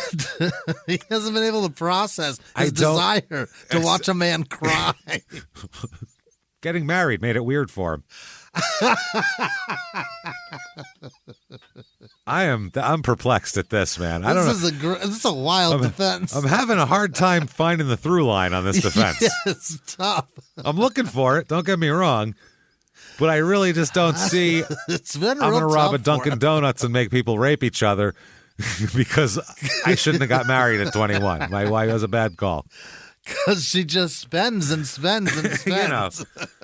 Nag. I need to watch a guy force another guy to blow him. I have to. If I don't see that, it's... We're going to your mother's. Fuck! Wow, Jesus Christ. No, you know what? It's fine. It's fine. Someday I'll just make a guy rape another guy. It's fine. It's fine. Don't worry about it. That's what you've driven me to. Sodomy? Everything. Everything. Whatever he had. Masturbation. What is that? Like you force him to jerk you off, or I like think so. you jerk him off against his will? I don't think it's that. I don't think part of some kind of prison punishment would be, I'm going to jerk you off now. You don't like that, do you? It's probably the other way around. You're sentenced to callous to hand orgasms. You ready? Yeah. I don't think that. You're going to come and you're going to enjoy it, pal. Juggling the balls. How's that? You hate it, right? You hate it, don't you? October 14th, 98, Joe Stevenson. He fights 16-9 coming in, knocks Stevenson out in the 4th round. Next up, Stefan Ouellette, known as La Poète. Oh, that's is that great. Stefan from SNL? Wonderful. La Poète? La Poète gets TKO'd in the 12th round. Sure. It was not a slap fight? What? He gets a La Concussion at the end of this fight, and that's what happens. He hit me. This isn't fair. This isn't fair. I was trying to write something about a pretty woman in the 2nd row, and I was trying to compare her hair to something other than golden fields of wheat, and I got lost in my own simile and metaphor, and I got punched in the face. Couldn't do it amongst the flurry of punches. It's just too much. It's just too much. April 16th, 1999. Davey is arrested for sexual assault. Okay, now he's doing it. Not good. This is Davey. Yeah, the other brother was in prison doing this. Right. This is Davey now. He is sexual assault charges involving, quote, 2 young girls. Uh-oh. Yes. Same time? He's 35 at that point. It just in the paper at this point, we have the whole story, but in the beginning it just comes out. We're gonna feed it to you like it was fed to the public. With a rubber spoon. 2 young girls. Yeah. Ugh, gross. Making airplane noises. Rubber-coated spoon so you don't bite your little teeth. Do you think they do that in prison for you? Make an airplane noise as the dick's coming toward you at least? Come on, open up. Train's going in the tunnel. Choo choo. Come on. That's terrible. He says it says the 34-year-old accompanied or 35-year-old accompanied by his lawyer turned himself in to Montreal Urban Community Police late yesterday afternoon, shortly after a warrant was issued for his arrest. Hilton, a former Canadian welterweight champion, was the subject of police investigations in Florida, of course, and in Quebec. But the charges he faces in Montreal relate only to the incidents in the Montreal area. Hilton is to be charged today with 9 counts, including sexual assault, sexual touching, and sexual interference. I don't know what that is. That seems like it would be stopping people from fighting. Right. Edging is illegal. Yeah, I guess. Both victims were under the age of 14 when some of the alleged crimes were committed. Okay. He's fighting still. Don't worry. May 28th, 1999, he fights Stefan Ouellette again here. Yeah. This is a TKO in the 3rd round. He's 38-1-2. Next up, whenever he gets arrested, he's like, I got to get some fights in. Yeah. Next up, he fights Eddie Hall, who's 26-17. Unanimous decision, 10 rounds. Nobody cares about this at this point. 39-1. He fights Stefan again after that and loses a unanimous decision. Yeah. Okay. 39-2. Next up, he fights Dingan Thobia, alias the Rose of Soweto. Okay. That's a mouthful of a handle there. 40-7 coming in, and he gets beat here as Davey wins a split decision in all 12 rounds. And there we go. He's 42-2, and now he's on trial. Mm-hmm. Okay. Let's see here. We'll give you the details as we go, but from February 12, 2001, the title of this article is Sex Trial Details Boxer's Lifestyle.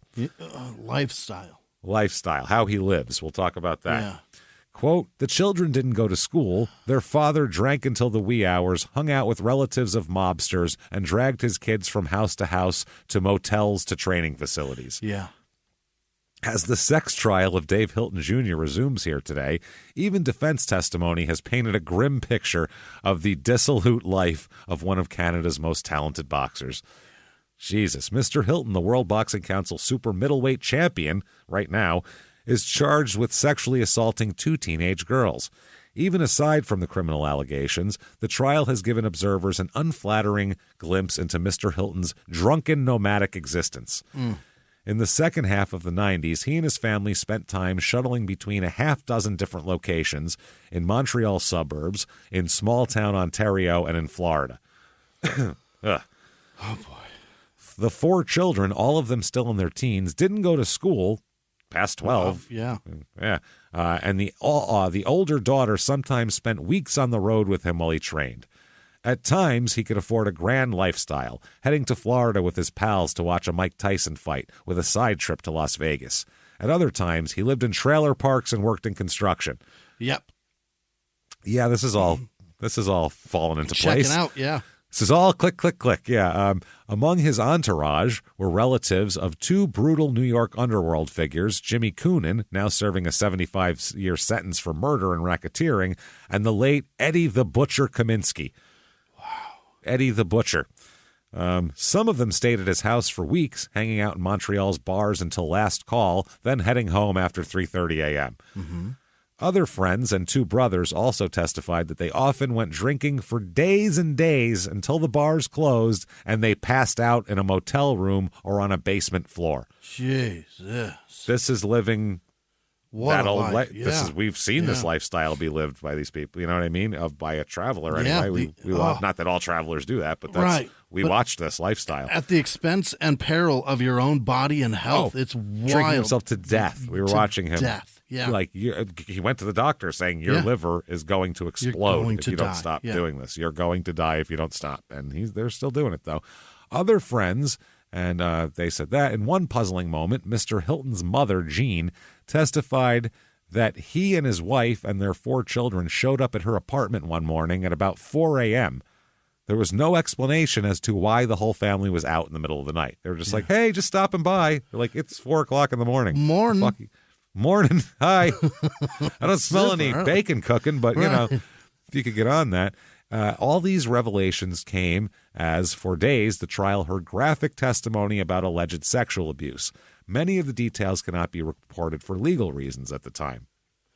The trial revealed that during sex, Mr. Hilton, I don't know if this is with the... It's got to be Davey, right? This is Davey. Yeah, this is Davey's trial. During sex, not with the children, but this is sex, his own thing. With adults, I would hope. During sex, Mr. Hilton would strap an elastic band on his genitals to prevent one testicle from retracting. Huh. Is that what that is? If your ball goes up in you, but I guess that's his trigger. He's trying to keep himself from coming. I don't know what that means. But if he doesn't want his ball to go up in him? Yeah, that's the one that... I guess. If when he gets real excited, it pops up inside. I guess. Wow. I don't know. His current girlfriend said he always needed the elastic. 2 former partners said he only used them sometimes, and 2 alleged victims said they didn't remember seeing it. So this was a big part of it.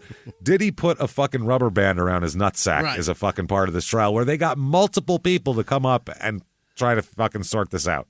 Wow. This is why you shouldn't do gross sexual things, because then weird shit like this doesn't, people testify. Yeah. So the defense even introduced a urologist to say the condition was painful, but the physician conceded that intoxication or intense sexual pleasure could mask the discomfort without elastic. Oh. So it's fine. So when he's sober and he bangs, it retracts and that hurts. It hurts him for some reason. Whatever. I don't know. It's got a short vas deferens. I don't know what it means. I guess. Yanking him. I don't know. Outside the courtroom, he told reporters, Davey did, that he has and has had many mistresses and would never stoop to molesting kids. Okay. I get plenty of adults. I get plenty of adult strange, is what he said. That's his defense. Yep, they said the only time he would curb his carousing was during training. For one fight, his mother recalled 5 of the family members piled up for 1 month in a single room in a Super 8 motel in Toronto, which sounds like a nightmare. After winning the fight, however, quote, his brother Jimmie said, "We went out on a bender. We'd go out for a couple of days or weeks at a time. Weeks. We'd go to a hotel or motel, depending on how loaded we were." Wow. And they just get shit-faced. They said they were celebrating at Montreal's famous Moshe's Steakhouse. After one victory, Davey called home and found that his eldest daughter had left her siblings alone, Jimmie said. And Davey said, quote, "When I get home, I'm going to break your nose," he said to his daughter over the phone. Jesus. interesting here. Davey's sister, Joanne, testified that she had trouble grasping the court terminology to describe a sworn statement. The judge asked her whether she understood what making a solemn declaration means, and her grandmother shouted in because she was on a video conference, quote, "Tell her you have an education." Okay. Tell her you know what that means. Another article said that his brother Jimmie rambled on in a contradictory way and in a manner that did little to help Davey's case at all. Basically hurt him. Called him for the defense and hurt him. March 17, 2001 is the verdict here. Yeah. It says Davey stood emotionless in court as he was found guilty of sexually assaulting 2 young girls. Oh, boy. His lawyer applied for bail so he could train for his next fight. What? Yeah, the judge said, "I don't think so." Convicted of child rape. You're going to the maximum security detention center where you'll wait for sentencing arguments later on. Yeah. The prosecutor called the application for release, quote, "almost indecent." Yeah. How fucking dare you? Yeah. Given the fact that he had been found guilty of one of the most serious crimes in the criminal code. He was convicted of all 9 charges against him, including sexual assault, sexual interference, and inviting sexual touching, and he could face 10 years in prison. Boy, oh boy. Delivering the verdict, the judge said that both victims were coherent, logical, spontaneous, and credible while Hilton had a, quote, talent for improvisation. So they tell the truth. You're a fucking liar. Mm-hmm. He said, quote, I disbelieve the testimony of the accused, and his defense did not raise any significant doubt in my mind. They said the girls are sisters, who were both under the age of 14 at the time. They said their identities at the time could not be revealed. His lawyer said he might appeal. Maybe. I mean, wow. He's convicted on everything. His lawyer, this guy, Paul Skolnick, I have to say his name because he's an idiot, quote, sounds like an asshole anyway. Yeah. He gave it the good fight and he went down swinging. He made fucking boxing references in his molestation trial. Wow. He went down swinging. Unfortunately, we didn't win the case, but he gave it the good fight. Unbelievable. Holy shit. The WBC said he can retain his title until all appeals have been decided. Oh, my God. Wow. Unreal. As a world title holder, he would have been expected to defend his crown by the end of May and could earn about $250,000 for another title fight, which he's going to fucking need. His agent, Henry Spitzer, says Hilton's boxing career could be over. Yeah. Quote, if he is sentenced to a long jail term, it's going to be a disaster for his career, that's for sure. He's 37 years old, and he's not going to get any younger. Yeah, does this guy think he may get less than 10 years for raping 2 sisters? He apparently does. Now, while awaiting sentencing for sexual assault, his former brother-in-law, Arturo Gotti, starts talking shit about him publicly. Oh, really? Yeah, he said, quote, this is what Hilton says about Arturo Gotti now. Hilton says, quote, I hope Oscar De La Hoya puts him in a coma. I guess he was fighting Oscar De La Hoya. Yeah. You're awaiting sentencing for fucking, wow. I guess he said he was mad at remarks that Gotti made last week about him. Yeah. Gotti had expressed disgust at his crimes and said that he should spend the rest of his life in jail. Which is not an unpopular statement to say you just molested 2 young girls for a period of time. You should certainly never walk the street again. I mean, it seems fair to me. It doesn't seem like a crazy statement to make. It's not. No, it seems like there's certainly several people that hold that same opinion. He didn't say you stole a pack of Orbit's gum from the Walgreens. We should put you in front of a firing squad. This is different. Drag you down the street by your testicles from a Mazda. I don't know. But this is interesting here. So that's why he's so mad, Davey, because he said that. He said something very, very, what everyone who has ever heard of the case said. So Gotti, I guess, is a former friend of the Hilton family, and also, because they're all boxers, and his sister is Dave's ex-wife, of course. Kind of an uncle of his children. Yeah, he said, this is Gotti, Arturo. I would have been floored if the judge had acquitted him. Davey is a dangerous sexual predator, and the justice system has to keep him out of society to protect other potential victims. A dangerous sexual predator is a great title for this. Yeah, that tells me that Arturo has seen something else, and he's aware of more than just those knows. 2 incidents. Because, yep. Granted, yes, he hear 2 of those incidents, and you believe that person's probably a dangerous person. But if he thinks he's that dangerous, he's seen way worse. He knows of him, yeah. Mm-hmm. He added, quote, that Davey committed the most disgusting crimes imaginable, even worse than some cases of murder. A murder can be committed in legitimate defense, but sexual assault... I mean, yeah, there are reasons to kill somebody. You know what I mean? But that's a guy that's very well aware of sometimes that he felt it was warranted. Yeah, he's like, I could kill a guy one day, don't get me wrong. But there's nothing that would make me stick my dick in a child. Right. That's the difference. And that's what he's getting at. It makes sense. That's what he said. He said, but a sexual assault on a 12-year-old child is unforgivable. I don't know how much time Davey will spend behind bars, but in my opinion, he should spend the rest of his life in jail. And he also warned Hilton to watch himself in jail because prisoners sometimes are tough on sexual predators. And Hilton said he wasn't worried because he didn't do anything. 2.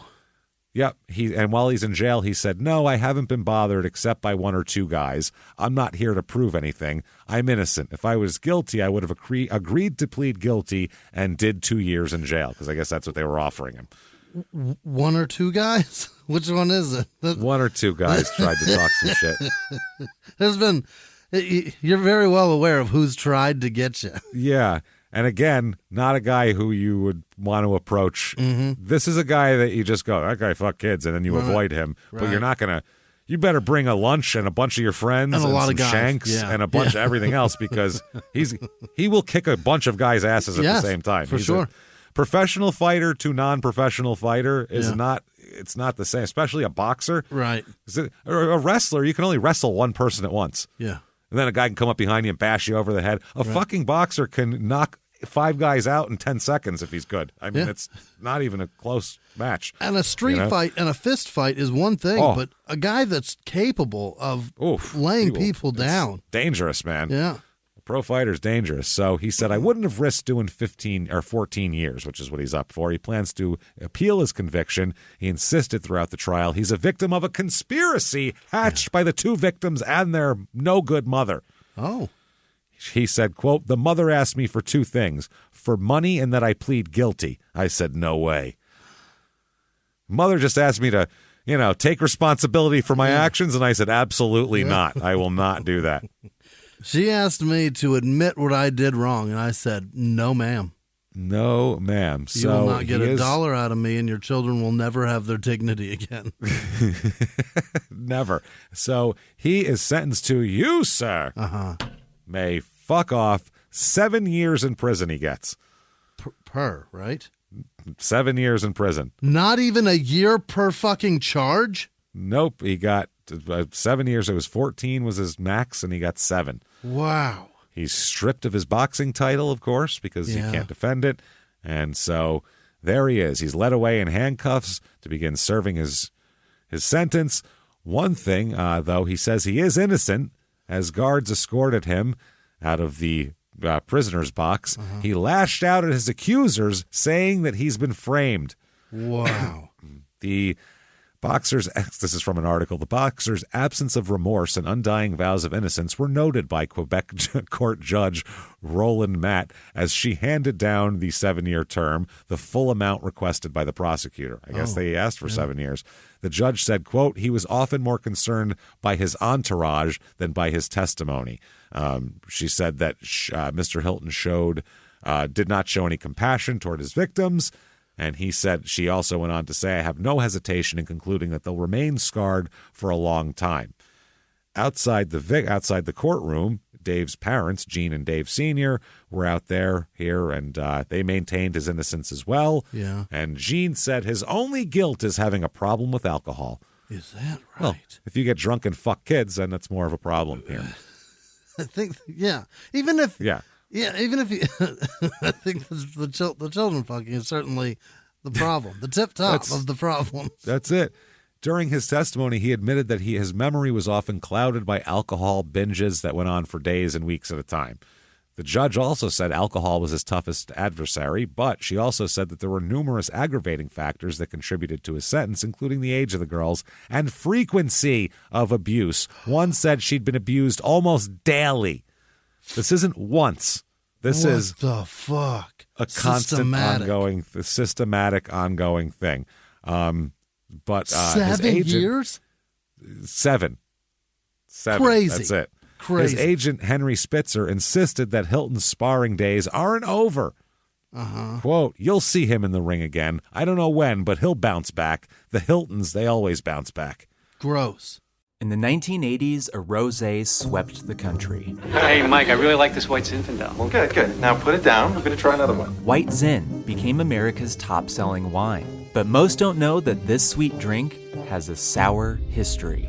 What began in 1986 with counterfeit bottles, A big fraud, a multi-million-dollar fraud, sent investigators chasing one of the most powerful families in the business, the Licciardis. But the closer the feds got to them, the more dangerous things became. It's a story of deceit. At the time, I was paranoid. Threats. You touch my kids, I will kill you. And murder. with a .22 caliber bullet to the head. What started with a scheme to mislabel wine spilled into a blood-soaked battle for succession. Welcome to Bloodvines. You can binge listen to Bloodvines exclusively and ad-free on Wondery Plus. Join Wondery Plus in the Wondery app, Apple Podcasts, or Spotify. Wow. Members of the family obviously have had a lot of issues, and this is one of them. I mean, Jesus Christ. I mean, I don't feel bad for him at all. He can go fuck himself in prison. But I do feel bad for Dave Hilton, owner, 10-Point Profitability LLC in Philadelphia. He's not a child molester, also, we can say. He does work with clients, helping them to grow personally and professionally to lead happier and more productive lives while not fucking kids. Every sentence should be, while not having sex with kids, while not being attracted to children, while having no sexual desire for anyone under the age of 18. That should be the end of every sentence. Zero proclivities for adolescents. This is the worst one. David Hilton Jr. Oh, God. It's even a fucking junior utilities locator. Jimmie. What? That's Jimmie's old job there at USIC in Greater Houston. He works for USIC? He's a locator. You might know Poor this guy. bastard. And then another Davey Hilton Jr. Yeah. Luckily, he's a black guy at least, so you're not going to confuse him for these people. But still, his name on a piece of paper. He went to Clemson, and he does fine for himself. So I feel bad. So there you go. April 14th, 2002, Davey's appeal is denied. Good. He was appealing to shorten his sentence. Of 7. You literally got the shortest sentence I've ever heard of for this systematically torturing 2 fucking 12-year-old young girls. Gross. Yeah. Childs. And childs. Them childs. So they rejected it. The judges ruled unanimously that the sentence should stand. I wish they could give him more time. Yeah, you're right. We calculated that so wrong. Wow. 30 seconds. Fuck it. The defense lawyer says he has no plans to appeal to the Supreme Court of Canada. Yeah. He said, "We're very disappointed, but we'll respect the decision of the court." In other words, Davey can't afford to appeal to the Supreme Court of Canada. And we don't want to make an ass of ourselves. We're going to shield that with saying that he's respecting the court's decision. I don't want to be disbarred or censured over this shit. Oh, my God. So August 13th, 2004, his victims come forward. Oh, boy. They're now 20 and 21 at this point. Well, I'll just read the article. For days in 2001, 2 young women stunned the public with their lurid account of relentless sexual assaults by Canadian boxing star Dave Hilton Jr. Now the two have disclosed a secret likely to cause even deeper ripples of shock. What? It's his fucking daughters. Get out of here! He's been fucking his 2 daughters. He's been molesting his fucking children, his own flesh and blood children, his own 2 fucking daughters. Daily. Who he was molesting daily. His own 2 fucking daughters. Gross. Buck Zumhoff only fucked one of his daughters at least. Is he the worst? He doubled it. Right? He did double what Buck that guy Zumhofe? did. Yeah. We've never had this before. No. This is disgusting. This is fucking disgusting. At least Buck hunted her down later and tried to readopt. This guy's kept her. Didn't even, God, Jesus. Buck never saw his daughter till she was like, 17 or whatever. Right. But he fucking raised these so babies. Gross. These are his two oldest daughters, Jimmy. Unbelievable. This is Jeannie and Anne Marie, his two oldest daughters. Really? Jesus, man. So they wrote a book about it, by the way, which you can get, which details. We didn't take a lot from it because it's pretty detailed, and that's too much. It's going to make stuff a little less funny if we get into the details of it. Not that this is funny, but the whole episode, it's going to put a pall on. So he only got 7 years for that. 7 years. That makes it 10 times worse, in my opinion. Canada You're a is monster. way nicer than I thought. Imagine what you would do to a stranger kid. Forget it. You should at least give a fuck about your kids, and you're willing to destroy them. Imagine what you would do to fucking stranger children. This guy should be behind bars forever for this, forever, until we feel like it. So they said they want to break the silence, dispel the shame that befell them, and debunk the star-like myth surrounding their father here. One of them says, imagine the worst harm that a father can inflict on his children and multiply it by 10. That's what this man made us suffer during our childhood and adolescence. That's what Jeannie said. Framed by these children and their mother. That's your wife. Your wife and daughters. Gross. Ex-wife. You can say your ex-wife, but not your daughters. No. They wouldn't fucking put themselves through this for that. The other sister said, Anne Marie said, in my opinion, if this book can allow a single person to get out of the hell of violence and incest, she will have made her point. I share her opinion. I feel it's also important for people to know the real Dave Hilton Jr., the monster hiding behind the man. Yikes. Yeah, this episode could have been a lot of reading from the book, but there's, Speaking from Florida, the woman's mother, Anne Marie Gotti, said her daughters decided to write the book after having children of their own. It was like therapy. They kept it in for a long time, but they felt they wanted to tell other kids, don't wait for years to speak out. Yeah. During Mr. Hilton's sensational sexual assault trial, Jeannie and Anne Marie, who were teenagers then, testified about the depraved abuse they suffered for years, beginning at the age of 12. It turns composed and tearful, and they said the abuse began with kisses and evolved into full sexual relations with Mr. Hilton by the time they were 16. Yikes. Journalists were forbidden in the court from revealing the identities of the teens who were minors. Their newly revealed relationship to Mr. Hilton helps explain why the abuse was so frequent. Yeah, it has to be a next-door neighbor or something otherwise. How the hell else would you have that kind of access?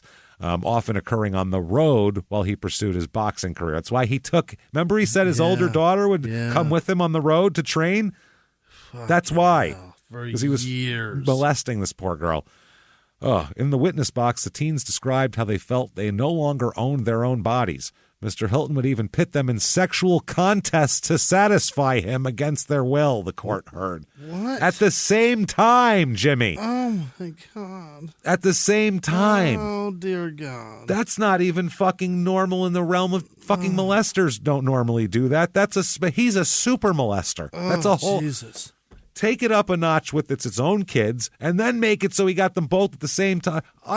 That is another level of fucking sick, disgusting, perverted asshole, fucking nightmare person. This is horrible. It's certainly the worst person ever. This is I've never heard anybody worse than this. This is Anthony Smith killed 4 people, and I'd rather hang out with him than Davey Hilton Jr. in a fucking second. We've had straight gangsters that murdered people. We've had people killing their wives in horrible ways. We've had pimps that were.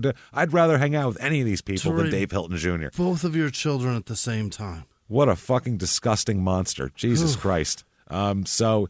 He said that his accusers are trying to frame him, and he said that he enjoyed the handshakes of fans and autograph seekers every time he left the court.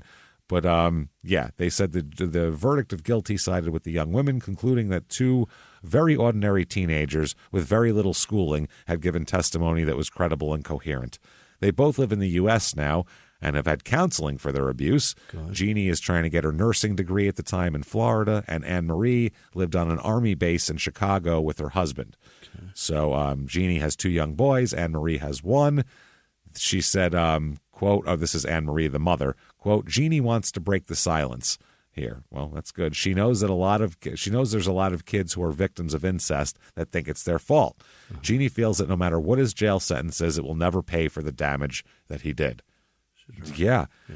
Anne-Marie said, the mother said that she feels that she let her daughters down by not knowing it was happening. Yeah. She was working 2 jobs at the time. Oh, God, so she said she would leave early in the morning, not get home till late at night, and had no idea what was going on. She was never home. She said, I knew Mr. Hilton was a loser, but I never dreamed he'd go after his own kids. Honestly, if you can't trust your own husband with your own children, your own flesh and blood, that's very Italian to add that in there. What's this? I think I said that earlier. What's the sense of having kids with him? I'm disappointed in myself. We should protect our kids. I still feel bad that I wasn't there for them. I could never do anything to make it up to him. Yeah, an Italian mother, she would rip her fucking hair out for the rest of her life over this. This is not good. She is, anybody would, I'm just saying, it's extra dramatic with an Italian lady. That's all. Always add an extra level of drama.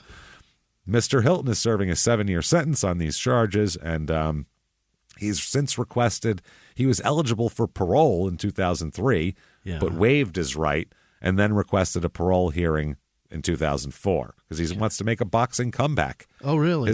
His agent said he has to earn a living, and boxing's the only thing he knows how to do. Okay. He continues to maintain his innocence and has refused therapy in prison. Is that fine. right? I was such a blackout alcoholic that I blame molesting my daughters on it, but I'm totally fine. I don't need even alcohol abuse. Never mind sexual counseling and all that shit. I'm good. Yeah. Whoa, this motherfucker. It's the book, the daughter's book.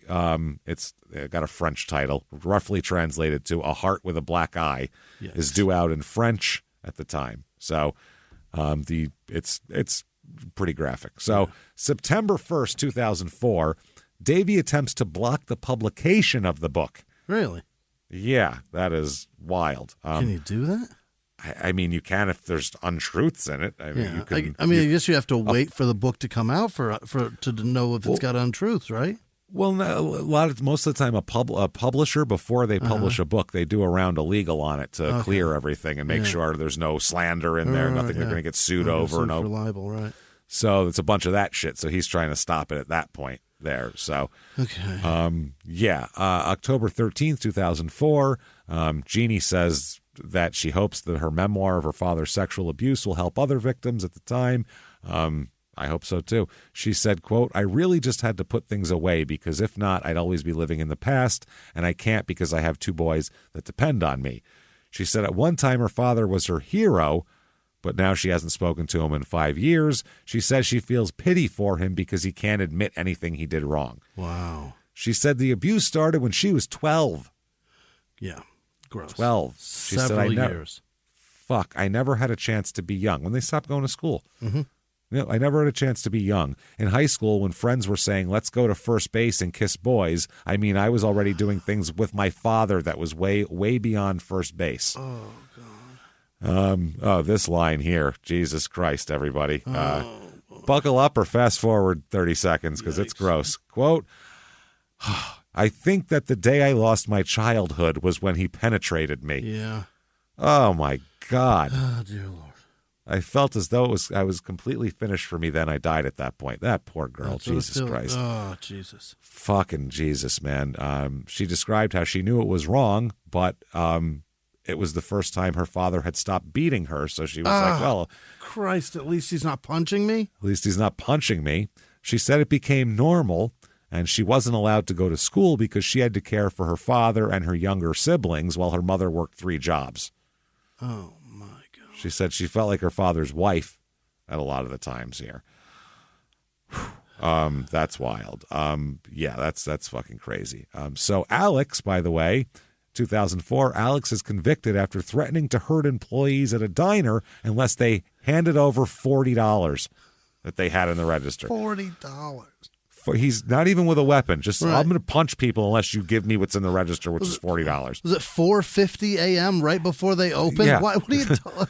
They have no money, man.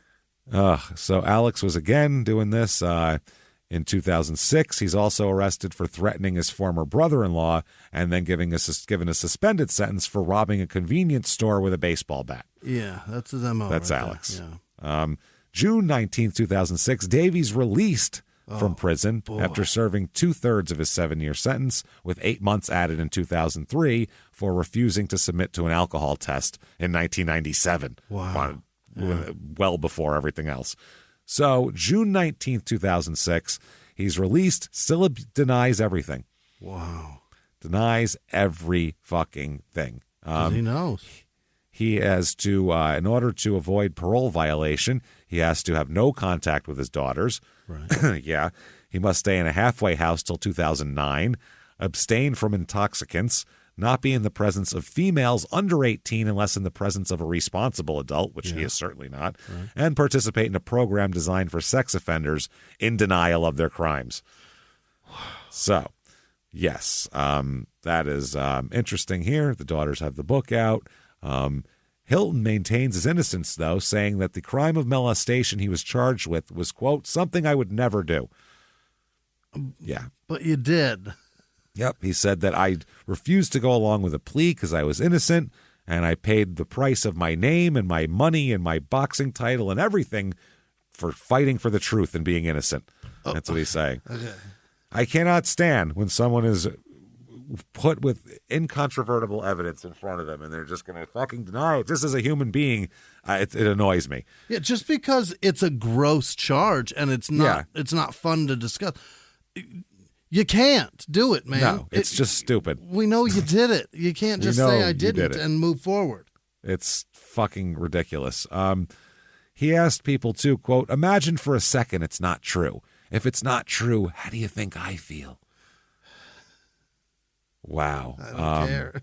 That is fucking amazing. He's 42. I don't know how much fighting he's got left in him here that's of any value. You know what I mean? Jesus Christ. They said that the scandal shouldn't hurt his drawing power, though. What? Okay. Who would want to go watch that guy? I mean, I guess you'd want to watch him get beat up. But I guess that's the point. Unless I'll watch him fight a heavyweight. That's what I want to watch him do. I want to watch him fight a forklift. Yeah. He's at 156.5. I'd like him to fight someone about 230 and just watch them crush him into the mat. I want to see him. I want to see him fight an actual tank. That would be great. He only gets to punch it. Just go up and punch it with gloves on and everything. Well, it tries to drive over him. His comeback fights against Adam Green, a 12-4 fighter, and he beats Adam Green in a unanimous decision here. So he's 41-2. Yeah, August 20th, 2007, he's arrested by the police and returned to jail for breaching conditions of his release.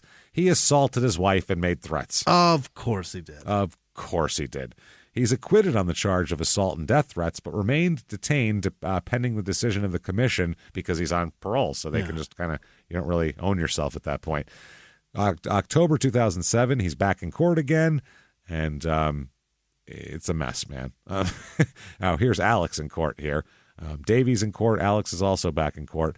He says, Alex here says that he wants a job, an apartment, and some stability, and he's vowing to stay away from bad influences. Okay. Alex said, I'm 42 years old. It's time to wake up. Yeah. He was acquitted of an assault charge. He said, I just want to get my life back together. Meanwhile, Davey's back in court on charges of uttering threats and breaking parole conditions, obviously. Jesus Christ, they need a separate courtroom just for the Hiltons because they're all in here. Alex acknowledges his family's troubles with the bottle and says the entire scenario is taking its toll on his family. I would think so. Mm-hmm. He said, I think he's fed up with that. We're 42 and 43 years old. It's time to wake up. We can't do the things we used to, talking about him and his brother. No shit. Right. January 7, 2009, Davey Jr. is acquitted of those new charges. Sure. He appeared in court on charges of sexual assault causing bodily harm against a woman. The alleged victim in the case dropped her complaint. That's how this happened. And so the judge acquitted Hilton after the complaint was dropped. Right. He was ordered to sign a document agreeing to keep the peace for the next year. I don't know what that means. Don't do anything crazy. Yeah. Police said the assaults on the woman took place between September and November. He's been living in a halfway house since last summer, but has been able to sign out periodically. Jesus fucking Christ, this is wild. May 7th, 2009, he is ordered to stay away from his girlfriend. Yeah. Jesus, God damn it. He was released on a series of conditions after his father agreed to a $5,000 bond that he would pay. He's required to stay out of an entire town called Laval, north of Montreal, except to appear in court. And he's to have no contact with his girlfriend. Perfect. He got banned from a whole fucking municipality. A town told him no more. That is awesome. It's like the Old West. Yeah. You better get on out of town. Fuck. August 24, 2009. Davey's in trouble again. Of course he is. Again. He is charged with assault for the fourth time in 2 years by the same woman. Oh? I think he beats her up a little bit, maybe. He appeared in court to face a charge of assault and breaking a bail condition. Holy shit. The judge ruled that he should remain jailed to ensure he has no contact with the assault victim, who's his on-again, off-again girlfriend.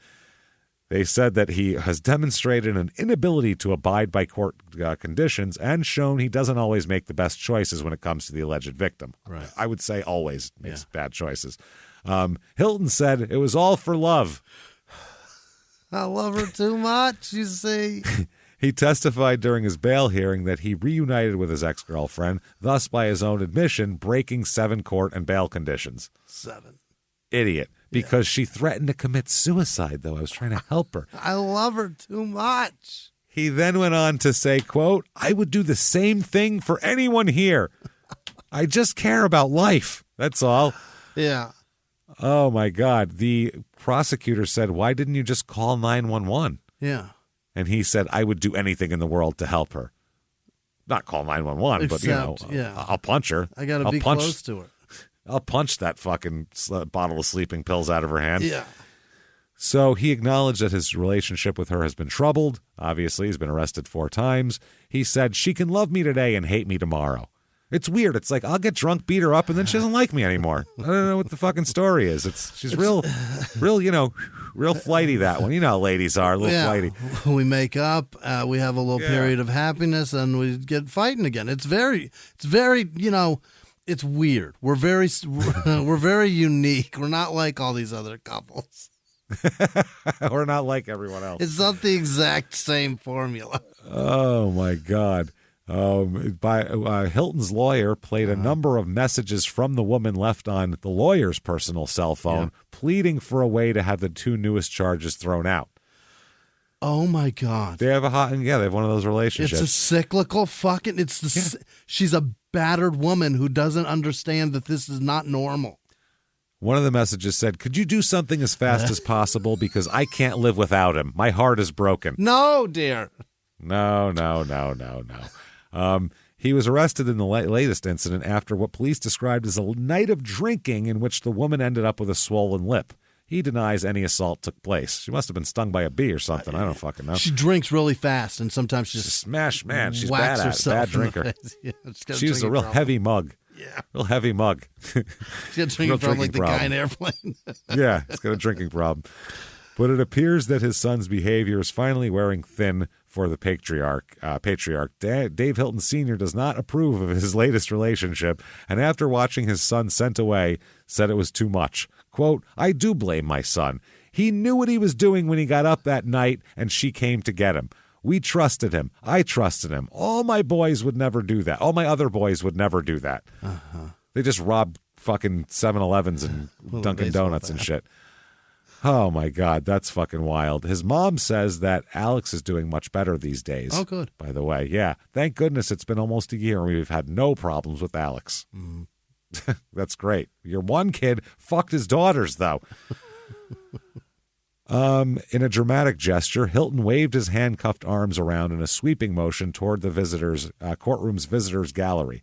After his heated exchange Tuesday with the Crown, the wisecracking Dave Hilton Jr. gladly agreed when he asked to address the judge. He quipped to the prosecutor he'd much rather look at the female judge. Quote, she's much better looking than you. Oh, my God. You can't stop saying things, Davey. Stop saying things. I'd rather fuck her than you, man. Oh, my God. Hilton is... In his latest case, Hilton insisted his motives were pure. He said the recent death of his former brother-in-law, Arturo Gotti, which Brazilian authorities have called a suicide, spurred him to intervene. Oh. He said not that he had brain damage from those wars he was in. Right. He says he only got back with his ex-girlfriend because she was emotionally fragile. When asked why he didn't call 911 if she was suicidal, he said, "I'm not going to call the police. I take care of my own problems. I'll fix it. I'll fix it." Here. He said that he would promise to stay away from the woman if granted bail, quote, "one last time." One more. Just give me this. Just one more again. One more time. September 17th, 2009, Davey is again in trouble with the law. He is facing charges of assault and breaking bail conditions again. Yeah. His lawyer says the alleged incident involved Hilton's ex-girlfriend. Oh, weird. Again. Yeah, very strange. Weird, right? September 28th, 2010. The last one was September 17th, by the way. September 28th, 2010, he's arrested again, along with his younger brother, Jimmie, for threats and assault. Uh-huh. Okay. September 30th, 2010, he's going to spend the month of October in jail. The whole month? The whole month, yeah. An argument broke out with his spouse here, I guess, Joanna, and his brother Jimmie was also accused of threats during this. Yeah. We'll both kick your ass. Wow. It was Davey's fifth arrest in 3 years on charges of violence against this poor woman. Joanna Colavecchio. What is it with you and the Italian girls? He loves them. Stop. They're nuts. Trust me. Don't do it. Trust me. Oh, my God. What a fucking nightmare. Oh, my God. Davey was in turn to undergo his release investigation on Thursday, but his lawyer preferred to postpone the hearing. All right. He says, there's going on that. He said if he doesn't show up on October 29th, we can at least ask to release her.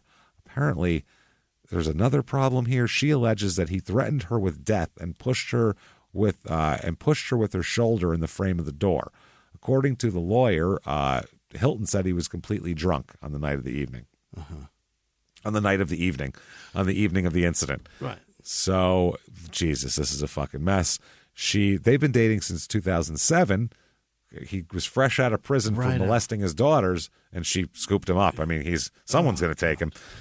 Wow, that is fucking wild. What a forgiving woman. She had recently returned to live with him again. Yeah. She says she suffers from bipolar disorder. Oh. And last summer, when he received his sentence for one of his many escapades, she left the courthouse by ambulance because of drug abuse. Wow. This is a mess. This is a fucking mess. So I don't even know what to say about this fucking guy. Like, he's a mess. So September 29, 2012, he's marries another woman, remarries her, I guess, not Anne Marie, a woman named Jamie Lee. Oh. And he has a new child as well. Oh. His wife gives birth to a little girl on March 18th, who he should not be allowed to be around. I'm sorry. No. He announced it on his Facebook page, which I hope all the comments were good. Try not to fuck this one, will you? Stay away from her. Jesus Christ. The child will be called Alicia Alex Sandra Marianne Stewart Hilton. Holy shit. Fuck. That's a fucking handle. They got married on September 29th. So April 4th, 2013, he still refuses to acknowledge sex abuse of his daughters. Wow. He even told a news agency that he, quote, forgives them for testifying against him. I found it in my heart to forgive them. Yep. That is, his remarks followed his eldest daughter's earlier comments that she forgives him for performing sex acts on her and her sister when they were young girls. His I forgive her. Is fascinating. It's wild. He said, quote, I'm innocent. I have no sex offender problem. Oh, okay. I swear to Christ, Rudy Giuliani is 2 seconds away from running up and defending this fucking guy. I have no with hair dye coming down his face. Offender problem. Are you fucking kidding me? It's a conspiracy against me by my daughters and my ex-wife. You can't say that. You've been convicted. It's over, man. Stop. Oh. When someone jury, says it's if someone says to you, it's a conspiracy against me, that person is a liar. Because how many times in the history of the world has there been a conspiracy against one fucking person? It just one guy. When you say that, you have a grandiose idea of yourself. Psychologically, that's what's going on there. The amount of people Narcissism. it takes to create a conspiracy that equates that comes to this conclusion is fucking absurd. the daughters really, really want, you know what teenage girls love to do? Right. Testify in court Right. to really fucking intricate details of Specific sexual things, right. intimacy with their father. That's right. what they like to do in court. And then in their early adulthood, writing a book about the Yeah. exact same thing is just perfect for. That's what all the young girls That's are the into. closure. I hear that's big on TikTok now. That's the new thing. They've done away with dances and shit now, and they're just doing that because it's fun. Professing their victimhood to everyone. Get the fuck out! I have no sex offender problem. Gross. He said. I'm sure you don't. Yeah, you're fine with it, Yeah. I'm sure. But other people, we all have a sex offender problem with you. The public of wherever you're at has a sex offender problem. Jesus Christ. He said, I'm innocent, and I'll say it again. What evidence was there in court? There was none. Just the media and a bad judge. It's against the values of my family to do that. Oh, well, then it's fine. He said it's against his values, so I'm sure he's innocent now. He'll beat the shit out of a woman, so... Yeah, no problem. Yeah. So Jeannie and Anne-Marie here testified in court, obviously, about his whole thing here. Yeah. They described, Jesus Christ, horrible things that are not, even in the family car, they described horrible things. They also described that Hilton had beaten them with skipping ropes and plastic hangers since they were toddlers. Yep. Fuck. That is disgusting. That's fucking horrible here. She says, I believe that everyone has the right to a second chance. It's in the hands of God now. Oh, boy. And but Anne-Marie wasn't quite as charitable. She said that it's obvious he hasn't changed and he shows no remorse and basically, fuck that guy. Yeah. He says, quote, whenever I say something, the media flips it around and shows only one side of the coin. Just accusations, allegations, and accusations. No, dog, convictions. Yeah, you had a court. You know when you get to say your side of the coin? Yeah. Your court case. Right. There's a whole system set up for that. You get it. They say defense, and then you have a whole thing you can do. As much as you want. They won't stop you. Right. You can bring in witnesses and evidence and all sorts of stuff to prove you're innocent. Yeah. It's crazy. You get lawyers and shit. Yeah. It's wild. You had that chance, and guess what? They believed the kids over you. Yeah. Period. Wow. He said he's been in therapy to control his drinking, in addition to following a workout regime to make him return to the ring. Wow. He says, quote, he says that his daughters have moved on. He said, quote, my two daughters are healthy. I want to continue. I go one day at a time. For now, I'm in the gym. I ask God to give me a chance. November 14th, 2014. Here, he's in trouble again. He has to answer charges. He's charged with uttering death threats in an incident last summer. He apparently threatened to kill Maria Lapuccino. Again, what the fuck, in an argument? Only Italian girls. God damn it, dude. Yeah, that's wild. So he's got to go to court for that. July 28th, we could never find the result of that, what ended up happening. It probably got dropped or something here. The Lapuccinos tend to be quiet about things like that. She said we'll handle it together. So I'll handle it on my own. July 28th, 2023, Dave Sr. dies. Really? Yep, he croaks here. They said he died peacefully in his home. His son made the announcement. Jimmie made the announcement, and there you go. So he's dead. And that's life. Now, as of 2023, they have Davey Hilton Jr. on the internet, as this tells you how off these sites are as far as net worth goes. They have his net worth at $5 million. Yeah, right. I don't know if he made $5 million, but he might have made $5 million, but I would assume lawyers, prison, everything else would probably gotta be a victim's drinking fund. binges. Yeah. There's got to be something here. So, yeah, there's that. Now, here is a cornerman from Quebec, Russ Amber, who talked about him. He said, quote, Dave was a great fighter, but he never quite reached the pinnacle of what he should have. He had it all, a great smile, fan-friendly, a happy guy, a very, very tough guy in the ring. Fans loved him, had all the talent in the world. He could have been a huge international star, an excellent all-around fighter. This country has produced some great fighters, and I'm quite confident in saying that he was one of the best, he was the best Canadian fighter, pound for pound, in history. I think Razor Ruddock was from there. He was really good, too. Also, except for that part where he fucked his own children. He left a big chapter of this book out here. Dave once said, quote, as long as there's boxing in Montreal, there'll be Hiltons. We or none, we're always here. Yes or no? We're always here. Mm-hmm. So there is a Facebook page, the Fighting Hilton Family. Yeah. And it's got 1,000 members on there. It's a private group. It's all of them there. On what is this? Oh, on eBay there is his boxing card. It looks like it's Australian because it's him, Davey Hilton, middleweight, and it's got a picture of a little cartoon of a kangaroo in the corner, like where the Topps logo would be, of a kangaroo in boxing shorts and gloves. Hilarious. And so he's there. This card is $1.25. Very affordable. Very affordable with $1.49 shipping. So you can't beat that. You can get that on there. On the back of it, too, it has like his stats and fights. And it doesn't say how many kids he fucked on there. Does it show how many court cases he's lost? Yeah. you wanted wins, losses, knockouts, and, prison sentences, children fucked, and all that sort of thing. That would help a lot. And he's still out there. There's Davey Hilton. Hide your daughters in his 50s. Fuck that guy. Yeah. Yeah, in his 50s, and probably the most repulsive human being we've ever talked about in the 7 years of this fucking show. Disgusting. Thanks, Isaac. Yeah. Disgusting. Of course Isaac gave us that. He's like, he fucked his daughters. Oh, you want to hear a gross story? Not really. That's what it was. He was fucking his daughters, and he's fucking gross on all these other. He was going off on all the other shit he did, and I was like, wow. Yeah, he said all the travelers think they're you know scumbags. That guy? Apparently, yes, and didn't like him. Jesus Christ! Fuck. There you go, everybody. Yeah. That's the Fighting Hilton family, and specifically Davey, the grossest of all of them. Obviously, sure, I would say none of the others are just drunken menaces. Right. Like if they were British, they'd almost be fun. You know what I mean? Like. Yeah.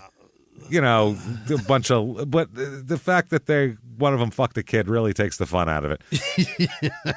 Really just deflates the whole balloon.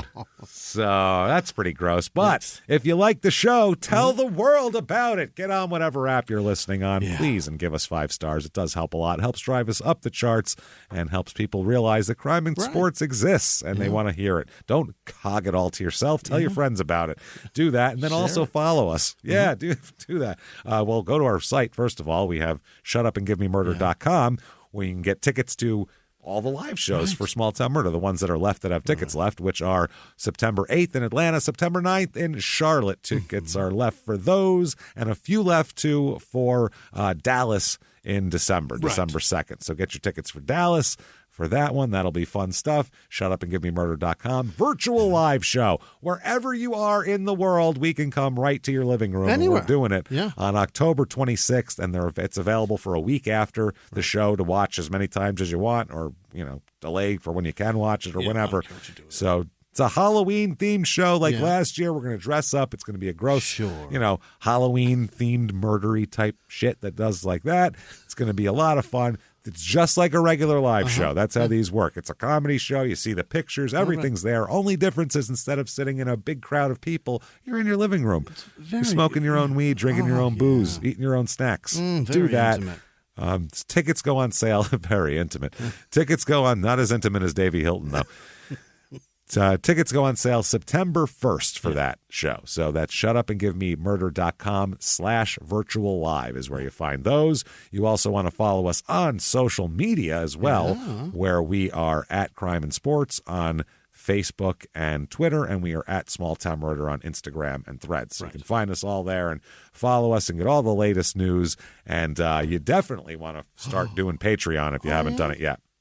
Anybody, let's put it this way. You get a cup of coffee every day. It's $5. Take one of those cups of coffee. Don't buy it and get this instead. Because anybody $5 a month or above, you're going to get a whole lot for your money. Number one, you're going to get the whole back catalog of bonus episodes. It's like 200 of them. So many. Tons of shit to listen to. And then on top of that, new ones every other week. One Crime and Sports, one Small Town Murder, and you get access to what? Fucking all of it. Every bit of it. Not a little bit, all of it. And you'll have interest in everything here. That's for sure. This week is no different. This week, what you're going to get is for Crime and Sports, we're going to talk about celebrity boxing. Oh, boy. Why? Yeah. Why do people who don't fight want to fight on TV? It's funny. They need a couple of bucks, and we're willing to watch the spectacle. Let's see if Screech gets knocked out. I don't know why. That's fun for us. So check that out. Then for Small Town Murder, we're going to talk about a very weird one, which if you listen to our Patreon, you know the weird ones are often the most fun and crazy. This one is on Victorian-era household dangers. Fantastic. Late 1800s, early 1900s, everything in your house could kill you. Mm-hmm. Everything had a giant, heavy razor blade thing on it that would chop your arm off, chop your kids' heads off. People exploded in their bathrooms constantly. Everything had strychnine in it, even medicine. Coated. It was fucking insane. We'll talk Coated about in how disease. Oh, your own house was a terribly, horribly dangerous place to be. Patreon.com/crimeinsports. Also, September the 18th, Your Stupid Opinions, the new podcast coming out, goddammit. We're jacked for this shit. We cannot wait. Reviews of everything from places to people to things to products that people complain about for no reason. And they're just fun as shit. Like we always say, the review says way more about the reviewer than the thing reviewed. That said, I think it's time to hear from the wonderful people who have done Patreon and done great things for us. I'd like a list of the group of people who would never, ever, ever, ever, never have sex with their two daughters. Please, Jimmy, hit me with that very nice, wonderful list. This week's executive producers are Maddie Bell, I imagine. It's Jeanette Bell's daughter. Who? Happy birthday month? No, stop it, Maddie. Birthday? Your poor mother. Give her a break. It's a day. Happy birthday. It's a weekend at most. We'll give you a Knock it off. weekend if it falls on a Saturday. David Santana, see you in Philly. Kyle Norweg, Darlene Minton, happy birthday. Your favorite, I imagine, daughter, Eva Dodson. That's your favorite kid, Eva Dodson. I'm not guessing Happy birthday. anything. She loves you. Happy birthday. Loves you to death. Rebecca Johnson, Tiffany Thompson. You guys are fantastic. Thank you for everything you do for us. Other Thank you producers for this rhyming week, also. It does. Johnson and Thompson. Oh, boy. All right. Other producers are Amber Wright, Kentucky Derby winner, Pie O' Mine. Pie O' Mine. That's Tony Soprano's horse that Ralphie Great killed. painting. Okay. Dizade Trash Horror. Was that it? Dizade Trash Horror. All right. Happy birthday, Mitch Cumstein. And the organ player that was hit in the head with the puck from the Hanson brothers. Well, happy birthday. Very well. He needed it. He wore a helmet for the next game. Sure did. Jennifer Stevens, see you in Charlotte. Liz Maxwell, Alana McKeel, Zach Bowles, the Trellis guy. Justin Sherman, happy birthday. Love. He does good work. He does. The Good Trellis work. Happy he's birthday, got too. is fantastic. Good shit. Uncle Ivan, Ivana Ride, Jim, stop it. Justin Sherman, happy birthday. Janice Hill, Alex Janzevsky, Dewey Fleshholder, Jonathan Pike, Flesh holster, gross. Cody Wallace, Jack with no last name. Garrett Eder. Alex Morris, Shauna Hansen. Darren with no last name. Douglas Michaud. Emily Gordon, Jennifer Rodeski, Jen Curtis.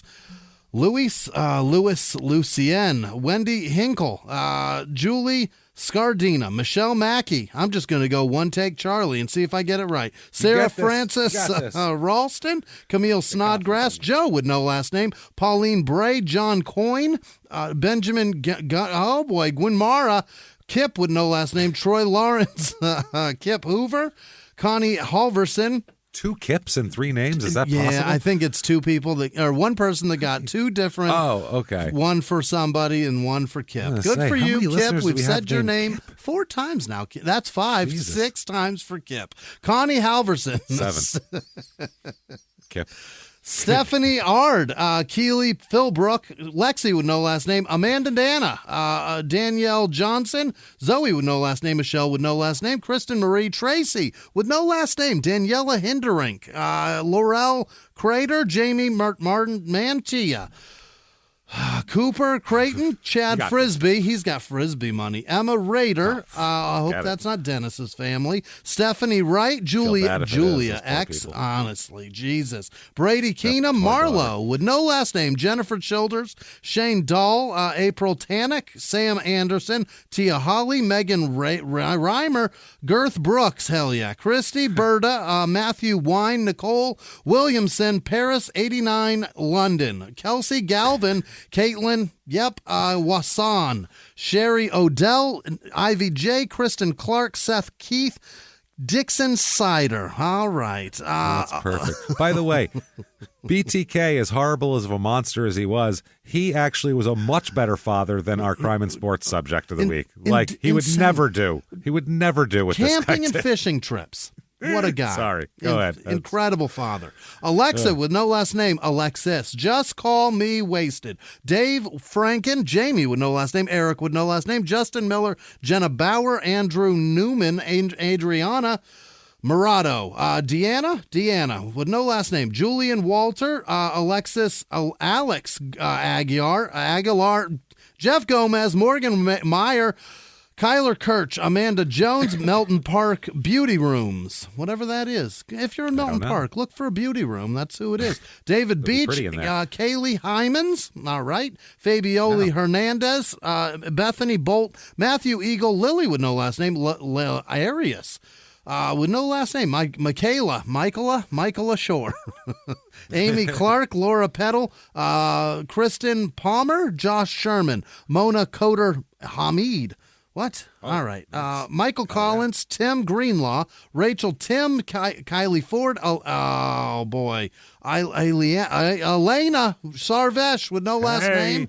Desiree with no last name. Chad with no last name. Liz Harper, Derek Gallagher, Tommy Conley, Declan Flanagan, NWJF, Adelisa Ignafo, Melanie Long, Caitlin Carey, Stephanie Hooper, Chris Meredith, N. Kessler, Magic 226, Kitty Cat, Charlie with no last name, Brittany Sweet, Jedi Luke, Mackenzie, because there's sometimes, that other one. You get them mixed up. Yeah. There's a lot of Jedis named Luke. That's the problem. The Mackenzie, Presgravs, Presgraves,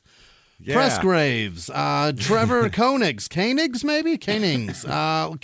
Carlene Silva, Harrison Albert, Chris Tollefson, Jordan Germain, Tabitha Ferraro, Matthew Cassidy, Tom Cuddy maybe. All right, Steve Gardner, Gigi Goo, gross. All right. Chloe Mar, anytime there's goo involved. Chloe Marr, Dan Pastor, John Roach, Tanya Rodriguez, Michael with no last name, Rob with no last name, Cassandra Aldrich, Sheena Donhofer, Jesse with no last name, Henry Beecroft, Christina Fontenot, Hugh Zaskin, Stephen W. Christie, sorry, I couldn't, all right, Stephen is the name. Christy Campos, Claudia Wallens, Andy Danner, Susan Kavox, Lacey Crawford, Amber Estevanco, Mary Ellen with no last name, Kobolds 4 lied, Luke Loveland, Brittany Darlington, Brandy Hawley, Billy with no last name, Joe Moffitt, James Shoemaker, Distal with no last name, Billy St. John, Ariel with no last name, Julia with no last name, who else do we have? Ben Croaky, Chase Stiller, Colleen Parkin, Tiffany Caps, Rebecca Roy, Kevin De La Parra,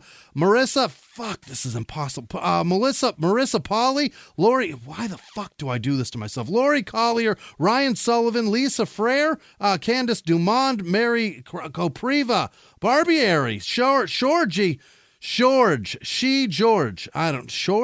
All right. Look, I'm doing my best. Shayna Pernicano, Richard Rybacky, and all of our patrons, obviously, you're amazing. Thank you. Thank you, everybody, so much. God damn it, we appreciate all you do for us at all times and all you've done for us for all these years. Because we saved this episode for so long and had me thinking about the whole run of the show so far. I'm like, you guys have been awesome for a long time. Thanks for doing that for us. Thanks for hanging out with us. Thanks for doing all that. You want to get a hold of either one of us, very easy to do that. ShutUpAndGiveMeMurder.com. Links to all that shit. Come and see us because we'll be back every damn week live from the Crime and Sports Studios. We will see you next week. Bye.